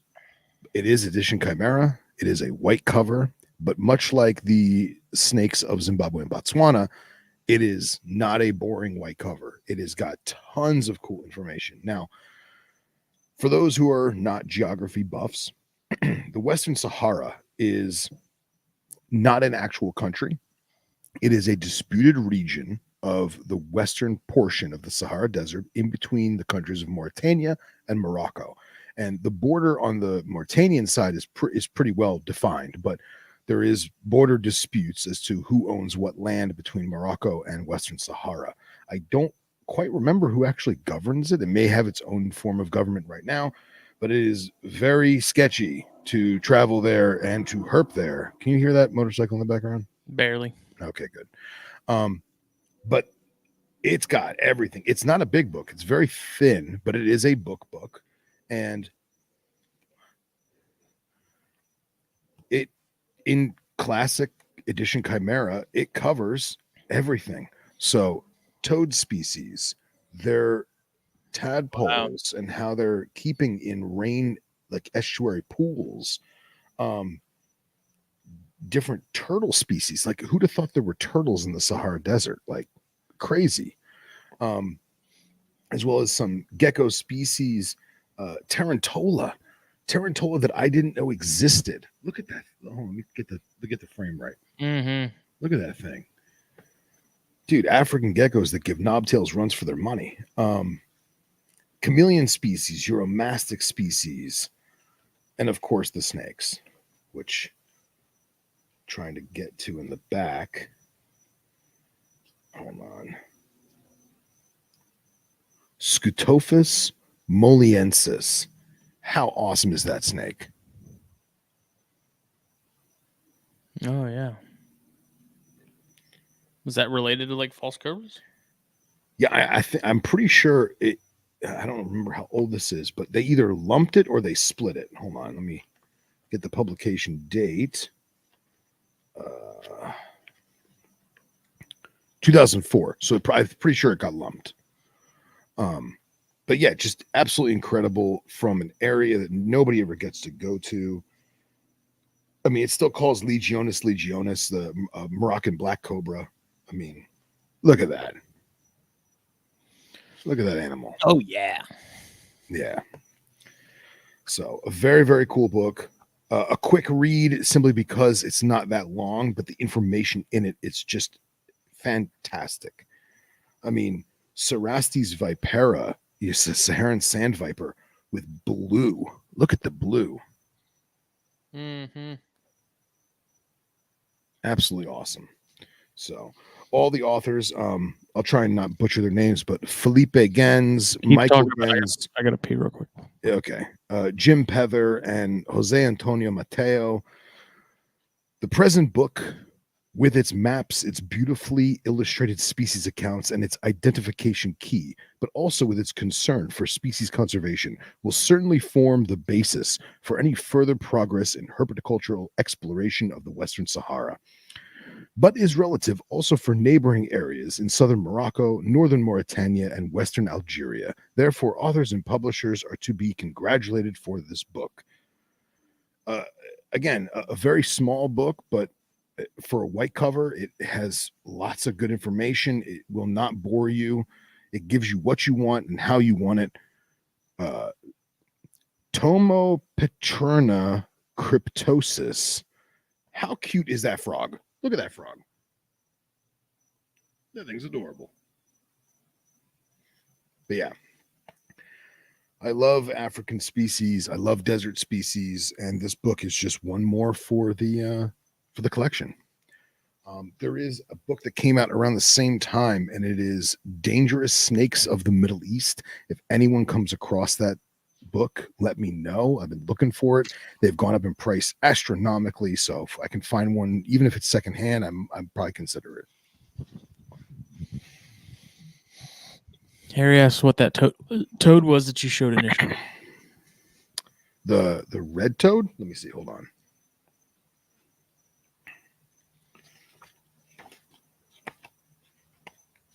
Oh yeah, look at the photos, the habitat photos. Like, dude, I gotta go. I gotta go there. Look at that. It's another planet. Like a magic card. Legit mana, right? History of herpetology in the Western Sahara. The first reference to reptiles and amphibians appear in an article published by the Annales de Historia Natura by Francisco Quiroga in 1886.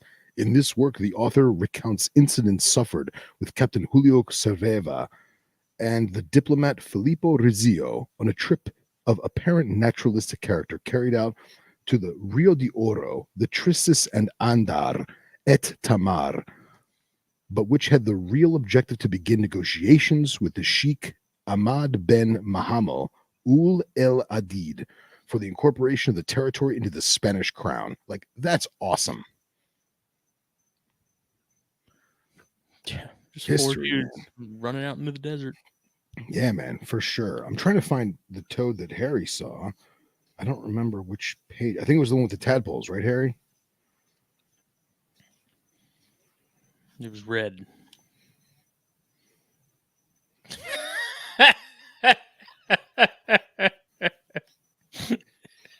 I see it.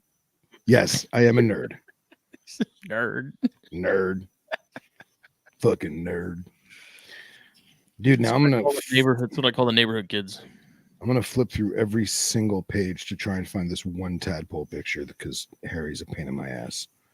They'll be out being felons in the front yard, and they'll be like nerds. It is, well, according to this, it was Bufo brongersmi, an adult female, 7 kilometers from Agdez towards our Zagazarat in the Anti-Atlas Mountains of Morocco. So you better stop with that. I got stuff that's starting to float around the room. What does that mean? You're summoning demons with your yes. So keyboard in front of you. The amphibians and reptiles of Western Sahara. Check it out. Fucking nerds. Right. This is one I actually I want to revisit and reread. And it's The Art of Keeping Snakes. Hell yeah, dude. I've had this copy since I was but a boy. Is that a TFH book? AVS. I was close. Same thing. When was this published? It was early 2000s, mid 2000s. 2004. So nice. This was the first book that I remember reading because he mentions keeping Nerodia. Oh, really? Which up until that point, I didn't think anyone was keeping those. Like, he put an emphasis on keeping Nerodia. I thought that was really cool. So I want to revisit this. Let's see. It's by Philippe de Vogely. Of course. Snakes are among the most beautiful and fascinating creatures of all the vertebrates. It is no wonder there are more than 50 species of snake regularly bred in captivity and more than 100 species available in pet stores. But how does the keeping of snakes become art? By developing a naturalistic vivarium system that puts snakes' welfare and quality of life above all. This will enhance your enjoyment in observing these fascinating creatures. Inside, you'll learn how to set up and maintain a vivaria. You'll learn which snakes are best display snakes and how to handle, feed, and care for them. Most importantly, you'll learn that the reason for keeping snakes is not just for captive breeding, but to derive enjoyment from watching a snake's behavior in a naturalistic environment. So, amen. It's I guess this was my bookmark at one point. Wow, look at that. Is that your corn snake? I don't remember. I don't think so. It's an anery. I don't know. That's probably been in here since 2004. So that's wild, man. I love it. But he talks like he covers specific species. There's hognoses, American rat snakes. I remember when that book came out, Underground's retail store used to have like a magazine carousel, and they had the most current issue of Reptiles mag, and then they had a bunch of TFH books and what was it, ASC, right? No, the publisher of your book in your hand, AVS, sorry. And I remember that book on the rack and being like, oh man, a book on chondros, that's so cool. And it wasn't until years later I realized it was about all snakes.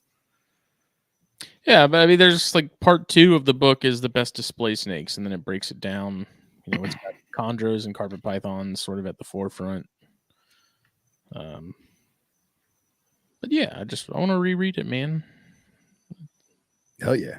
Amazon tree boas talks about skin blister disease, sort of common ailments you might have with setups like that. Breeding, feeding, sort of the basics. Preventing fires, which is nice. Oh yeah. Certain plants, like plants that are good for Vivaria, which I think is really cool. Yeah, that's a super helpful reference. It'd be nice to go back and reread sort of that. Yeah, don't put West Indian lilac in your herbivores enclosure. Planting Vivaria, cage accessories, you know, that old chestnut. So I'm sure you can find a copy of this still.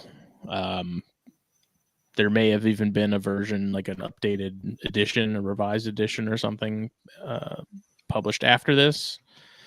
This is just one that's always been on my shelf, and it shows because it's kind of beat up. It's seen better days, but yeah, man, it got used. It did. From the experts at Advanced Vivarium Systems.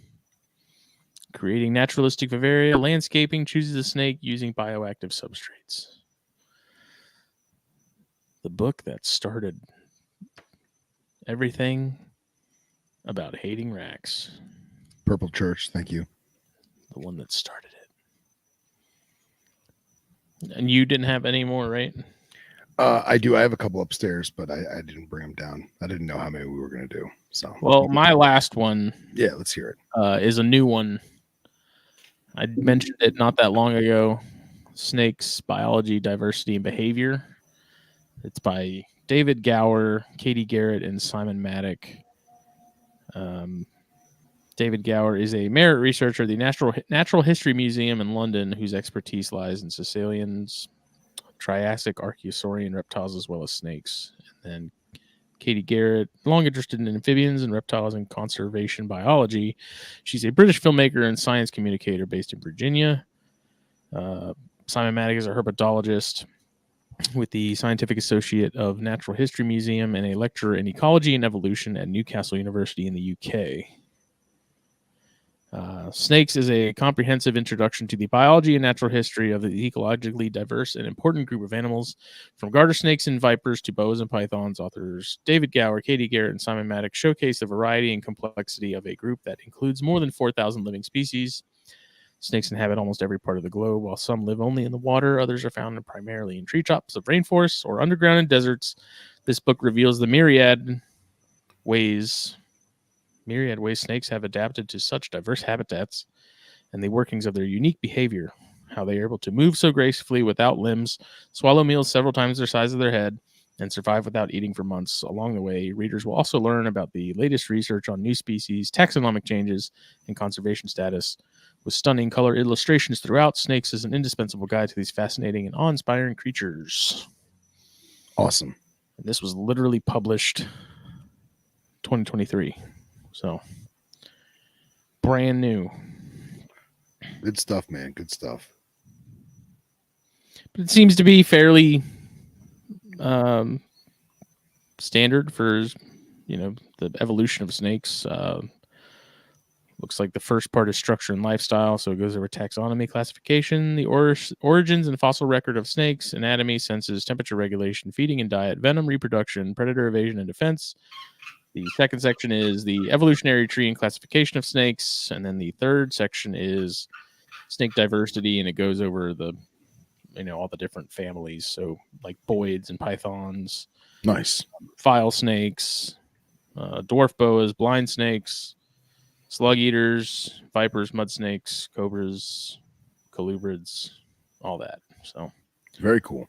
Do you feel that that would be a great book for someone just getting into herpetology or herpetoculture? I mean, from what I've seen so far, probably. I don't think it's not anything super heavy. I think it's, But at least it lets someone, dive in appropriately.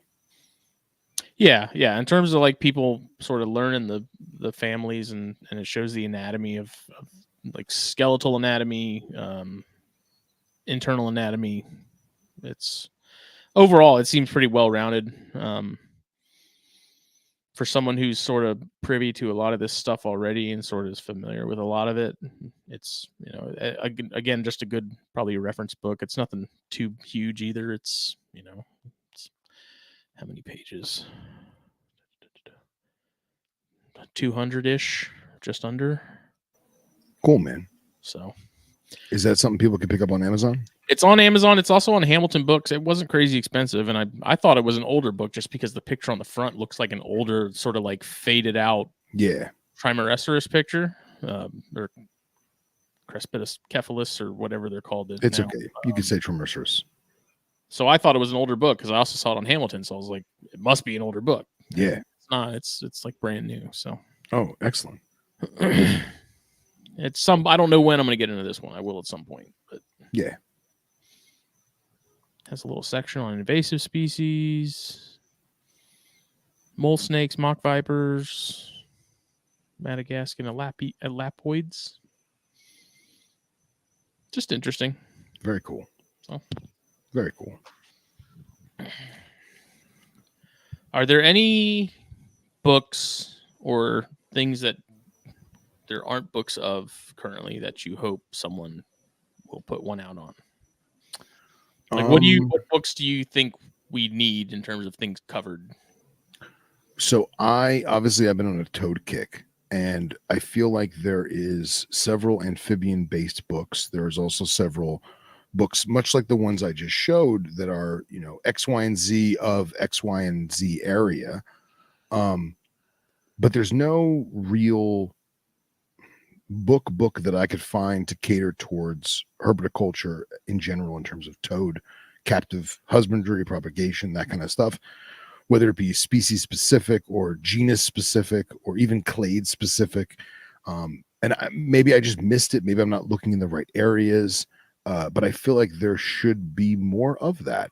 There's a lot of papers out there on a lot of cool species. It's hard to dig. It really is.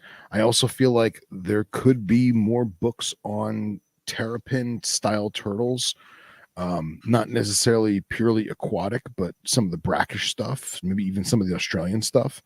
And again, this is me just skimming the surface looking for things, but it's difficult because you type in book on toads or toad book and you get a lot of children's stuff, which is cool. Yeah. It's like happy Skippy Toad and his wonderful amphibian friends, and like that's great. Show kids metamorphosis from tadpole to toadlet. That's awesome. I'm a man, for God's sakes. But I am an adult, and I definitely want to learn about the I can't even say it. I want to learn more about toads, man. So especially like the spadefoot clade, both European and North American. I think it's very, very interesting how they've evolved to be completely different in their own niche of ecosystem, both in Europe and North America, and how they've adapted to the different ecosystems of North America and still are not in competition with other genera of similar body design and evolution. I think it's fantastic. Harry Claiborne. When you think about just toads and even turtles in particular, especially like aquatic turtles, to me, it seems like every time I see a book on those, it's something field guide. Like it's really not anything specific to like natural history, phylogeny, like any of that. Sure. It's like, these are the turtles of your area. Here's a couple pictures. Yeah. Here's a tri-fold pamphlet at Barnes & Noble that's laminated. So, and they're not even real photos. They're, scientific illustrations from the 1970s. So, But yeah, Harry Claiborne has some great ones. A Drymarchon book would be fantastic. Someone picking apart Spilotes would be pretty awesome, or any of the South American puffing type snakes. I think that there is a lot of books that are being put out right now, especially in South American countries. For example, I believe the Complete Guide to Snakes of Venezuela is out. I think there's a complete guide to reptiles and amphibians of Ecuador that's out, and they are South American print, so they're in Spanish. And I feel like there is some of that stuff that is going to come to English, but there's a lot of cool literature in our community worldwide that is being published in foreign languages, and we may not be privy to get that simply because of that language barrier. Mm-hmm. There was several South American books that I was looking at because I'm not a South American guy, but it still interests me. I thought maybe if I got like, Complete Guide to Reptiles and Amphibians of Ecuador, that might spark something, but I'm not going to buy it because it's all in Spanish. So I know some of them that are on Instagram, they're gonna put out an English version. It's just they're basically they did like some crowdfunding to get the books published on some of these, and then they're going to use some of the proceeds from the first Spanish sale to hopefully produce one in English. So things like that I know are going on. So I'm not going to say there's nothing new coming out or anything, but it's going to be a while before we get a big jump in content, I think, from those international authors and publishers. Do you think with books sort of that are hyper focused on particular groups, like the Complete Subok and things like that, do you think now is a good time for people to start doing those kinds of things, even if it's like how I've talked about a Bear Eye book? And it's like the one thing that sort of really stopped me from that is like, it's not going to be, it's going to be kind of small.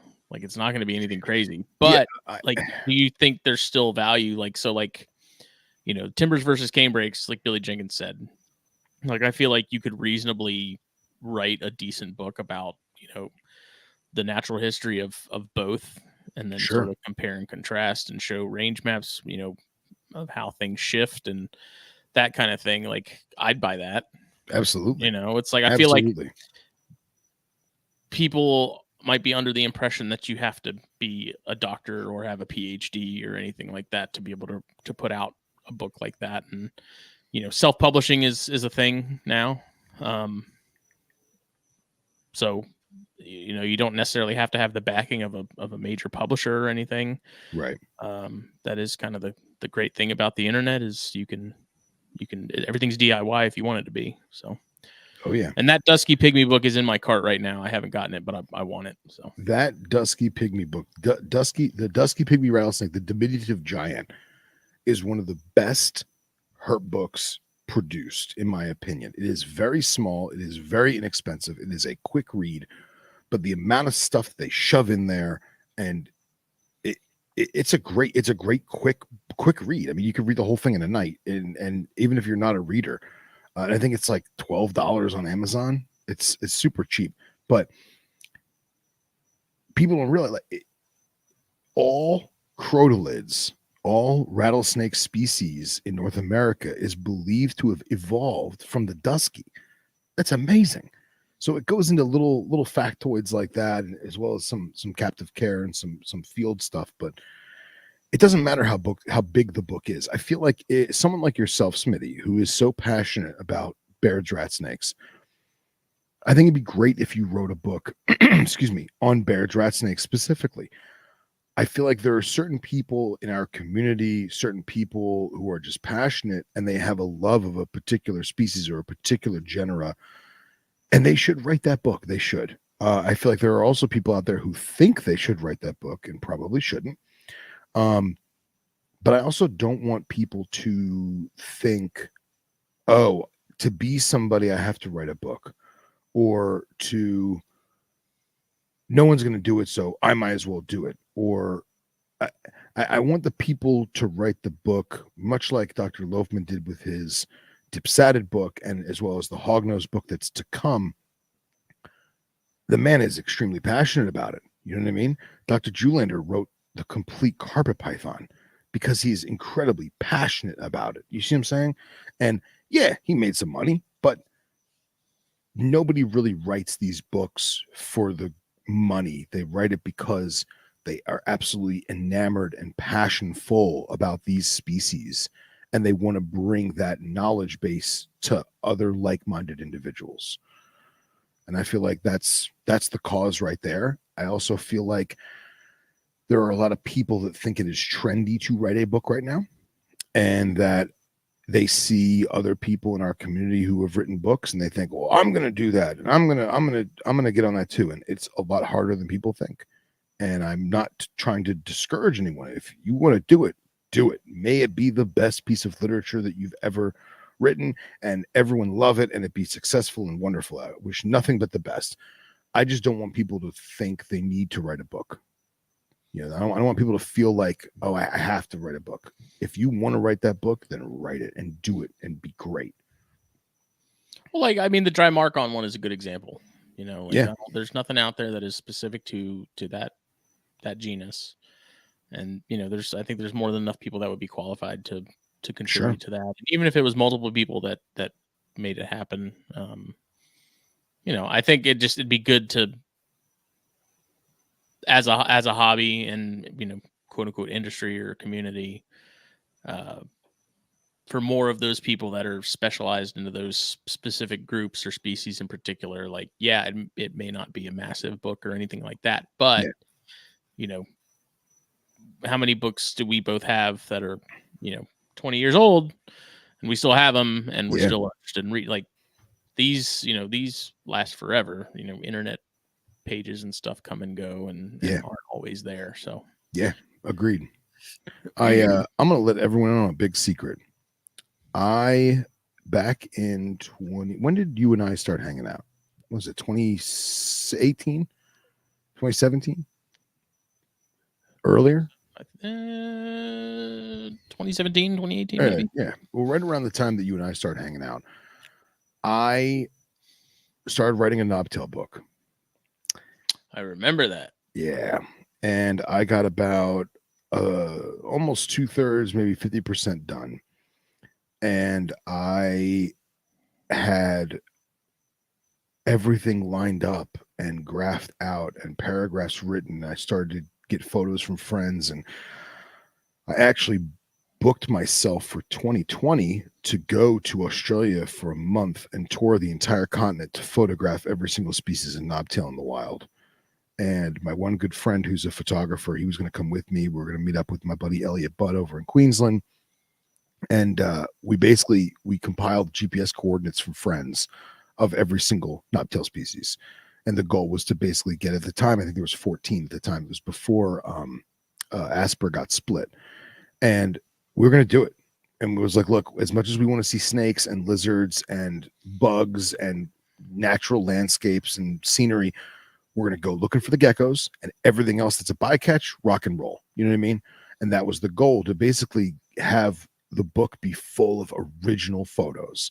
And if we got photos from friends in terms of like breeding and husbandry, that's great, but we wanted to have our own photos.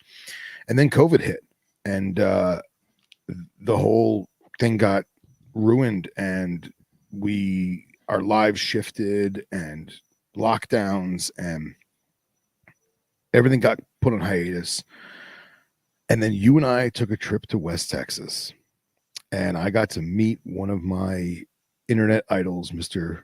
Dr. Justin Julander. And it was right when he wrote his book. And I want to say I was crushed. I don't want to say crushed. It's a bad word, but for lack of a better synonym, I was like, oh no.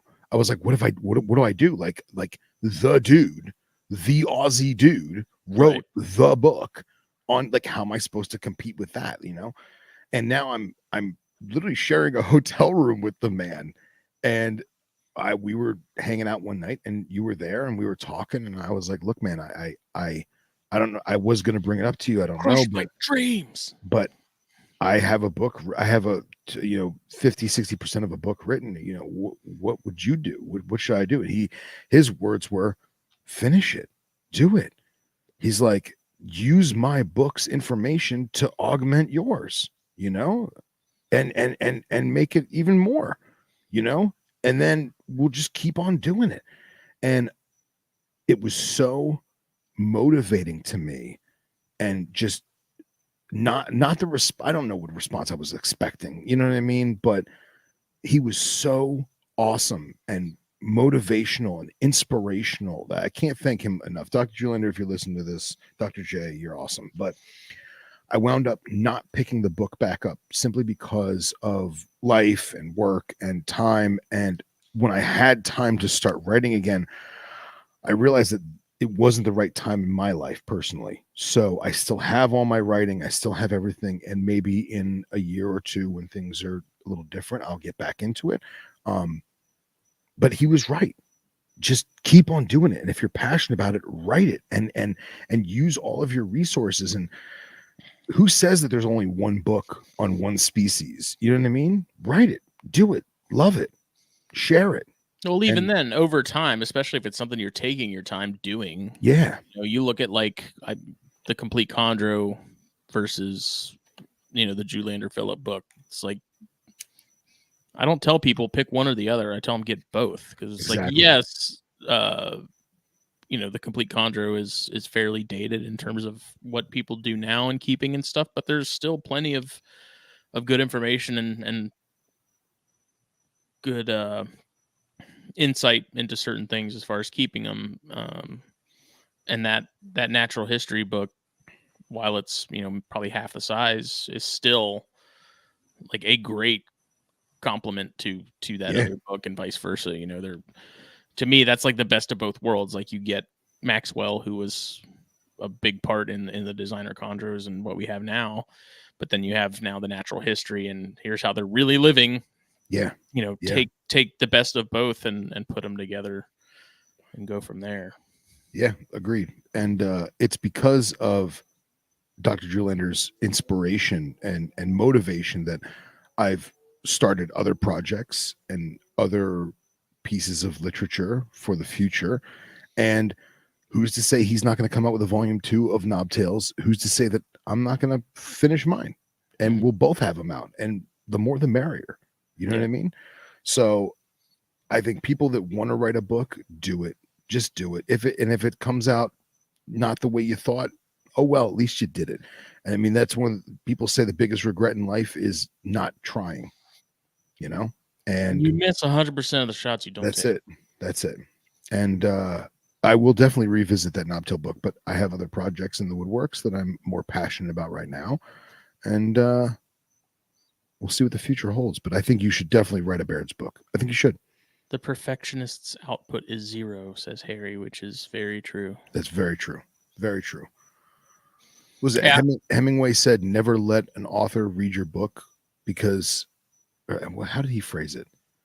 Was it never let another author read your book because he won't like it, or something to that extent? Google Hemingway quotes. I don't remember. Yeah, I've definitely tossed around the idea of doing a Baird's book. I think kind of my main constraint is mostly as well been time, and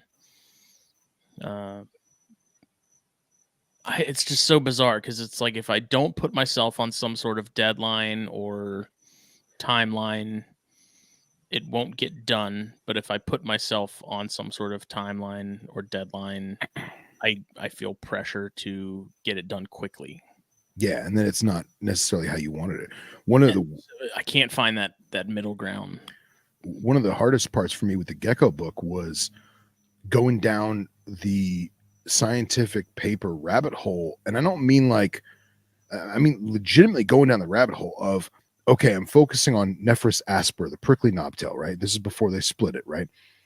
And I'm using the resources online that are available to me as a non-academic. And at this point, I've gotten access to several other places like ResearchGate and stuff like that.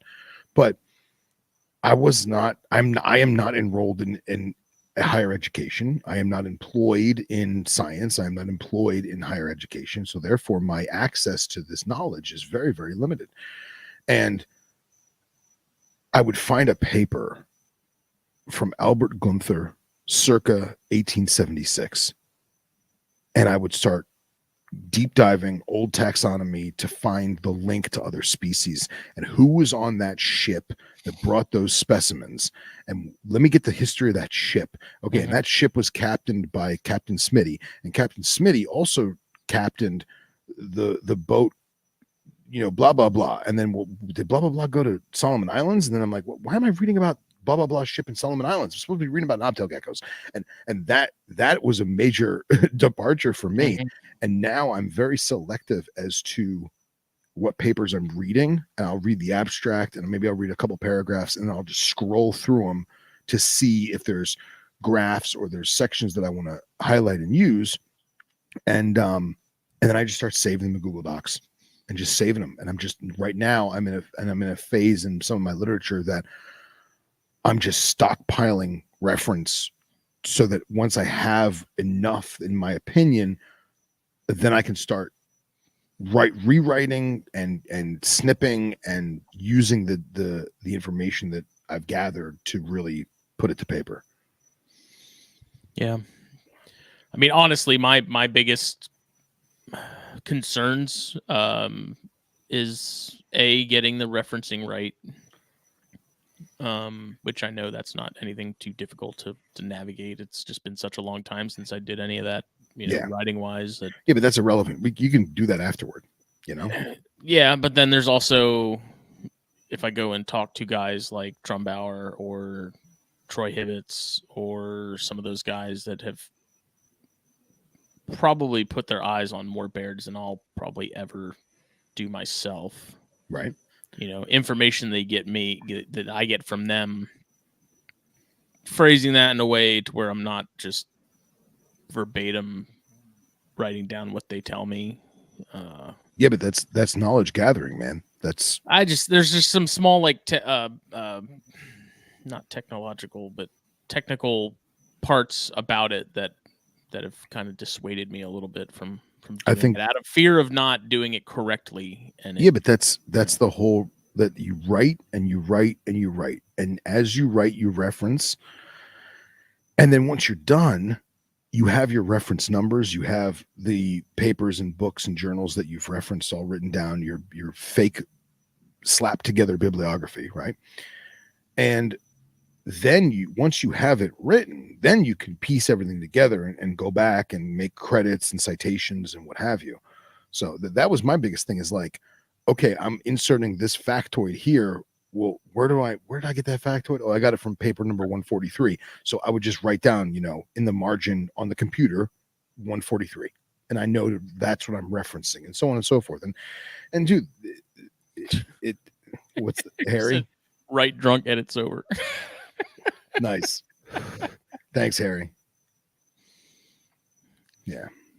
And then if, scientific paper wise, again, like making sure you're referencing that correctly, and then making sure you're interpreting that information that you're reading from that correctly. And because again, like, we're not academics. I mean, I can read a paper and for the most part keep up with whatever's going on, but there are some things where I'm reading it and I'm like, I have no idea. But that's where you find someone who does, and you pick their brain. You make friends, you communicate and learn what you can, and then put it in a way that the common folk like us can actually understand it, Dude, that's one of my biggest problems with the stiletto snake book.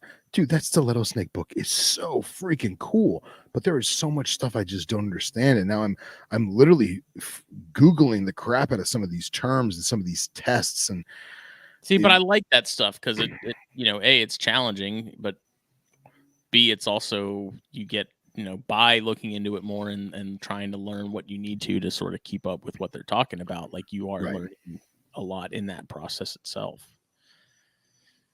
Yeah, there you go. And I feel like it can be discouraging and daunting, but you got to remember why you're doing it.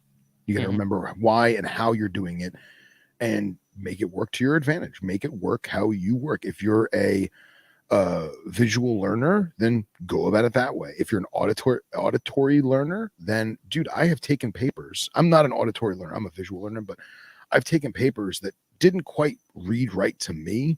I'm also dyslexic as hell, and I went to school for it and everything. But we have the on the iPhone, was it Siri Speak or whatever, where I can highlight paragraphs from a research paper, click Siri Speak, and that chick will read it to me. It's 21st century, man. Let's use the tools we got. Rock and roll. Yeah. If I did a Do Bears book, it'd definitely have a section that just sort of showed the localities and photos from those. Of course. Of course. I don't know. Yeah. And I wouldn't call it the complete Bears for sure. Like that, I feel like that's been overdone.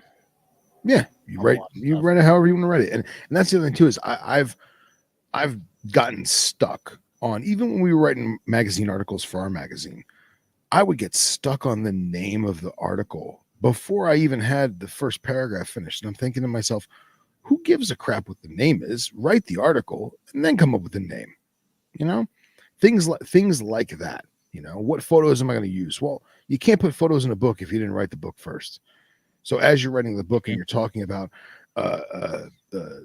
Nephrus levis pilbarensis, and you're talking about Shark Coast and the different phenotypes found throughout the Shark Coast, well, that's great. Write down what you want to put, but don't focus on finding pictures and going about it that way.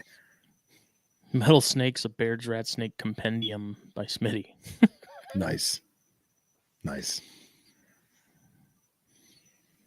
So yeah, I think it's because there's a lot of things that I would very much enjoy putting together as far as books go. Something that is specific to Gonyosoma stuff. Across the board, sure. Gonyosoma and their sister taxa. So your rhinos, your rains, your persimmon, that stuff. True Gonyos, like it would be awesome to have a something compiled on those that is in a similar vein to sort of the edition Chimera stuff, where it talks about the different species and stuff, but also goes into captive care of each and dealing with imports and stuff. And I feel like that would be something that I definitely have other people help me with, that are experienced in the things that I'm not in that group. But there's only so much time in a day. I'm with you, man. I'm with you. And there's so many times when I get home from work and I take care of the dog, and I go and look in the snake room and make sure the water bowls are not funky. And I sit down on the couch and I go, man, I should really bust out the laptop. And I'm just like, no, brain power is just not some there. days you just ain't Yeah. Yep. I feel you. So, yeah, and sometimes I'm staring at iNaturalist for 4 hours going, whoa, my God, it's midnight. I gotta get the hell of sleep, So it's what we do, man. Freaking nerds. It's the title of this episode. I just think instead of waiting for certain like individuals that we know are sort of the herpetocultural authority on certain things, it's like, yeah, they may write a book eventually, they may not write one at all. So it's like, sure, get in contact with those people and say like, hey, I'm thinking about putting something together, get their opinion on it if they're willing to help you out. And I think as quote unquote true herpetoculturists, if we're wanting to sort of expand these things, like it's on us to kind of do it, for sure. And as much as I love you saying, hey, so-and-so expert, I'm thinking about doing this, I'm thinking about doing that, what are your opinions? As much as we value their opinion and we respect their opinion, it don't mean nothing. You write what you want to write, and you do like asking permission necessarily. No, but like saying, if I'm not going to start this. If you're currently working on something and you're not telling anybody, sure. I don't want to be working on something and then right. But I've also seen that backfire miserably, where you've gone to someone and said, "Hey, rhino rat snake expert, I'm thinking about putting a book together. I've compiled a bunch of data. What are your thoughts on the topic?" and they're like, oh, I don't know, I wouldn't do it, and then they wind up doing it. Yep. Yeah. So to me, it is almost better to keep things to yourself in that regard until you have something almost done or in the final stages, because when it comes to the brass tacks, you're doing it for you and you're doing it for herpetoculture. So that's just it. And I also Yeah, feel and so like like in that, and you, by that token, like that's sort of the point I'm getting at, is like if that's what it's about, and you're not worried about being the first one to bat, and you're not worried about the financial gain, like, yeah, and whatever, I'd like, even when you look at Dusty Rhodes' book on subox and stuff, that did a lot for that species. I think even through us reading that book and then talking about it and realizing like how cool those were because of that book. Yeah, for sure. I'm sure we've helped sort of bring more people into the realization of that species and why they're worth considering. And so it is kind of a domino effect, I guess, but most definitely. And I'm guilty of, I don't want to say too much. So I'm writing something X, Y, and Z. I reach out to someone who has been presented to me as a leading authority. I communicate with them. They basically tell me, oh yeah, I did this, I did that, I did this, I did that. And I'm like, shit, I am late to the party. I got to the party and they are starting to pull the tablecloths off the tables. They're packing up. And I'm like, you know what? I'm not even gonna waste my time. Let me see how this unfolds and see if I even want to reevaluate or anything. And then time goes by and nothing happens.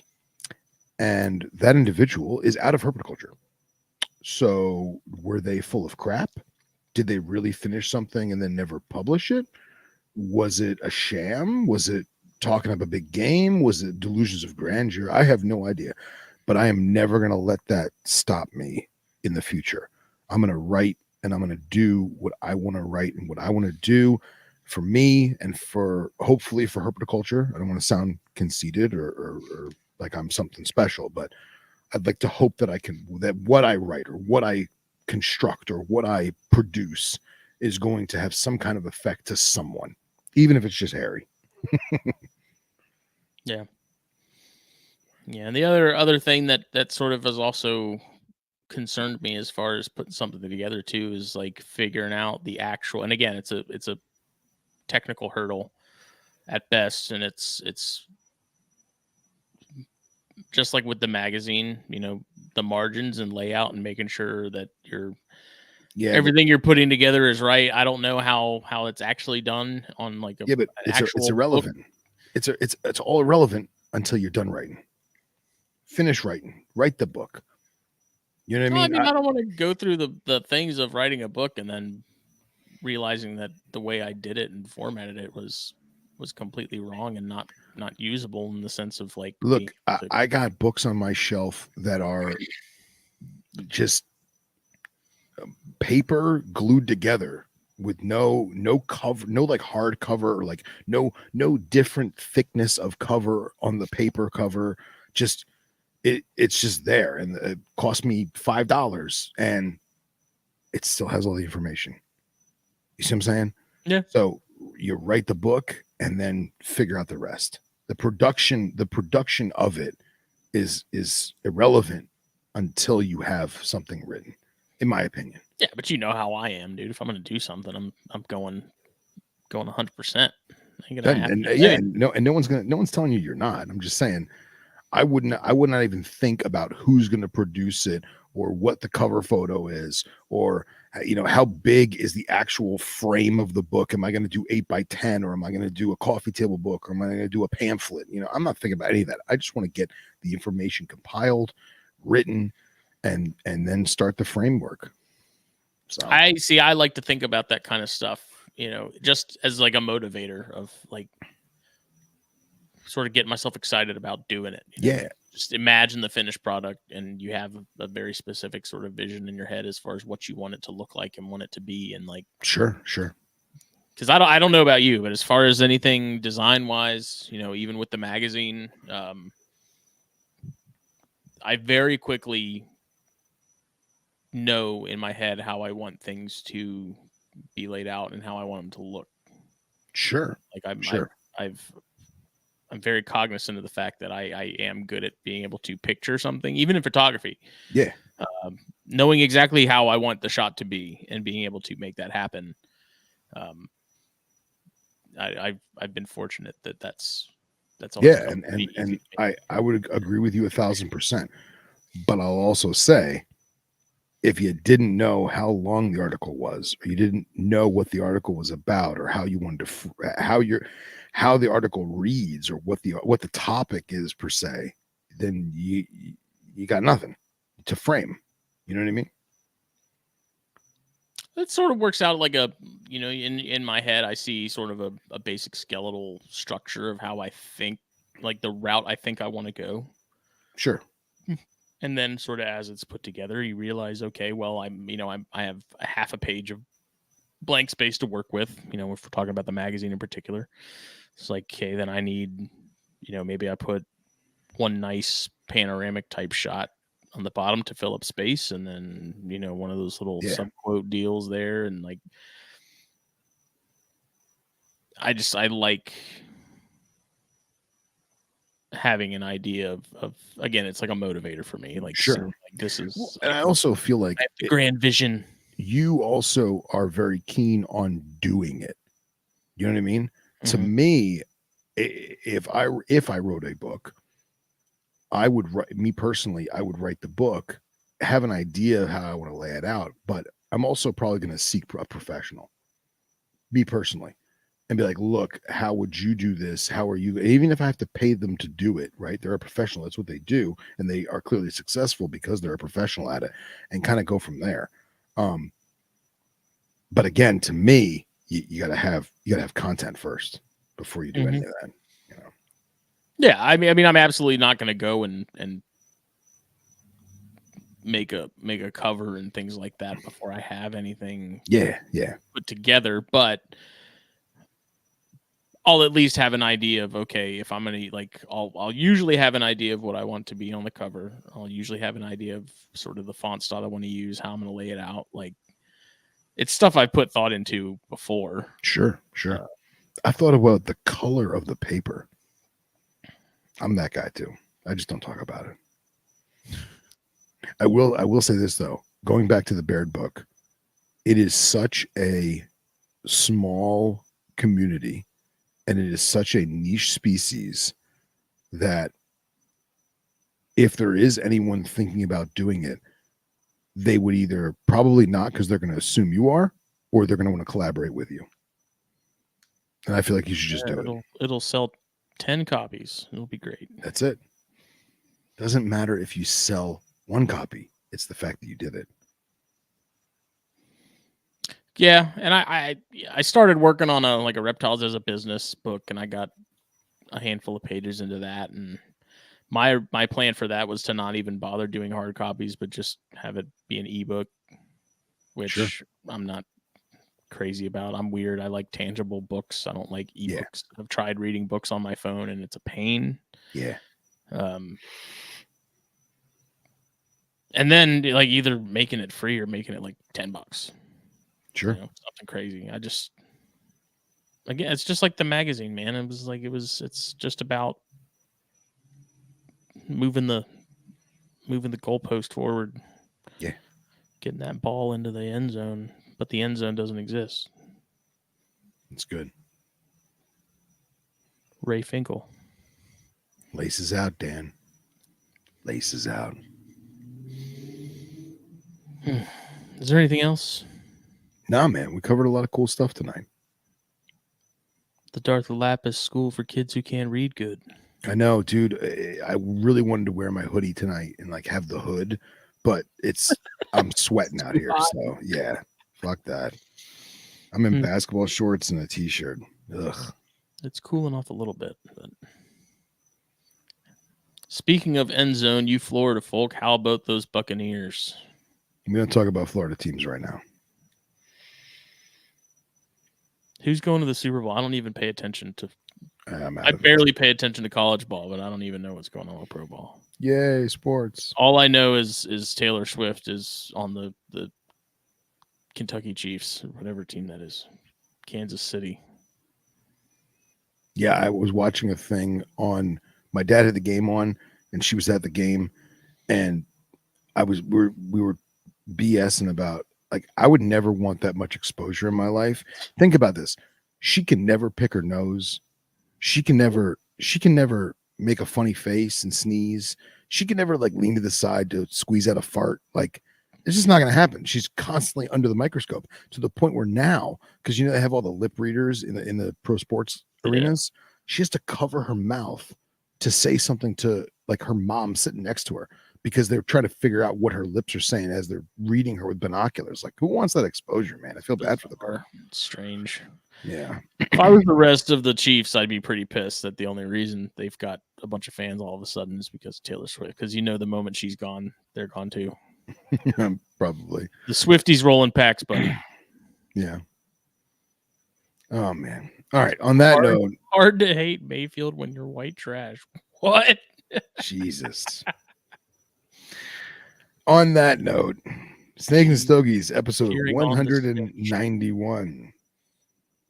I don't get it. Who's a snitch? Kasicki, I need explanations. Yee, Harry said. Yeah. Florida, man. It's late. This episode was brought to you by BlackBoxCages.com. Check them out. Shop around. See all the awesome offerings that they offer. Yes. Use the code THN at checkout. Get 10% off your order. Save yourself on shipping. Save yourself on freight. There's a pickup option. Grab it. You need a rack. You need a cage. You need a little bit of both. Do both. Get it all. You won't be disappointed. FullVSapparel.com. Also use that code THN. Get 15% off your order. That is the exclusive promo code for THN listeners and viewers like you. Harry Claiborne, can you take me higher? Go Creed and go THP. It's the wrong podcast, though, Harry. That's all right. We allow it. Puget Sound Pythons. Follow them. Facebook, Instagram. Hunt them down on Morph Market. Stay in the loop. We all bleed Creed, said Billy Jenkins. Yes, we do, Billy Jenkins. Yes, we do. Good people in the Pacific Northwest. Puget Sound Pythons. And then the best damn coffee around. Not even necessarily our signature blend, any of it. Coldbloodedcaffeine.com. You will not be disappointed if you were a real coffee connoisseur and you consider yourself to be a coffee connoisseur, then you need to be getting Cold-Blooded Caffeine coffee. If you're saying you're a connoisseur and then you're doing that Nescafe like freeze-dried stuff, freeze-dried Tasty's Choice, get out of here. Yeah. Get some about the real coffee. Shipped to your door. Use the link down below. Use the code S&S at checkout. Get 10% off your order. Ampersand. Little squiggly. Ampersand. I'm going to change it. I'm going to fix that. Okay. At some point. Probably tomorrow, maybe. We'll see. I'll probably forget. Yeah, you will. New snake shirt idea. Creed-based. Smitty pounding monsters and selling coffee. It's only because I don't have any of our coffee currently. The 2 bags I took with me on vacation got disappeared real quick. They got. So, shout out to the Barczyk family. Yes, that was very, very sad. I was a bit confused because I thought with the video that they had posted a week or so ago that was when he had passed away, but I guess that's when he went into hospice. And then I guess today it was announced that Brian did, in fact, pass away. So it's a bummer, whether you love him or you hate him. The whole situation's sad.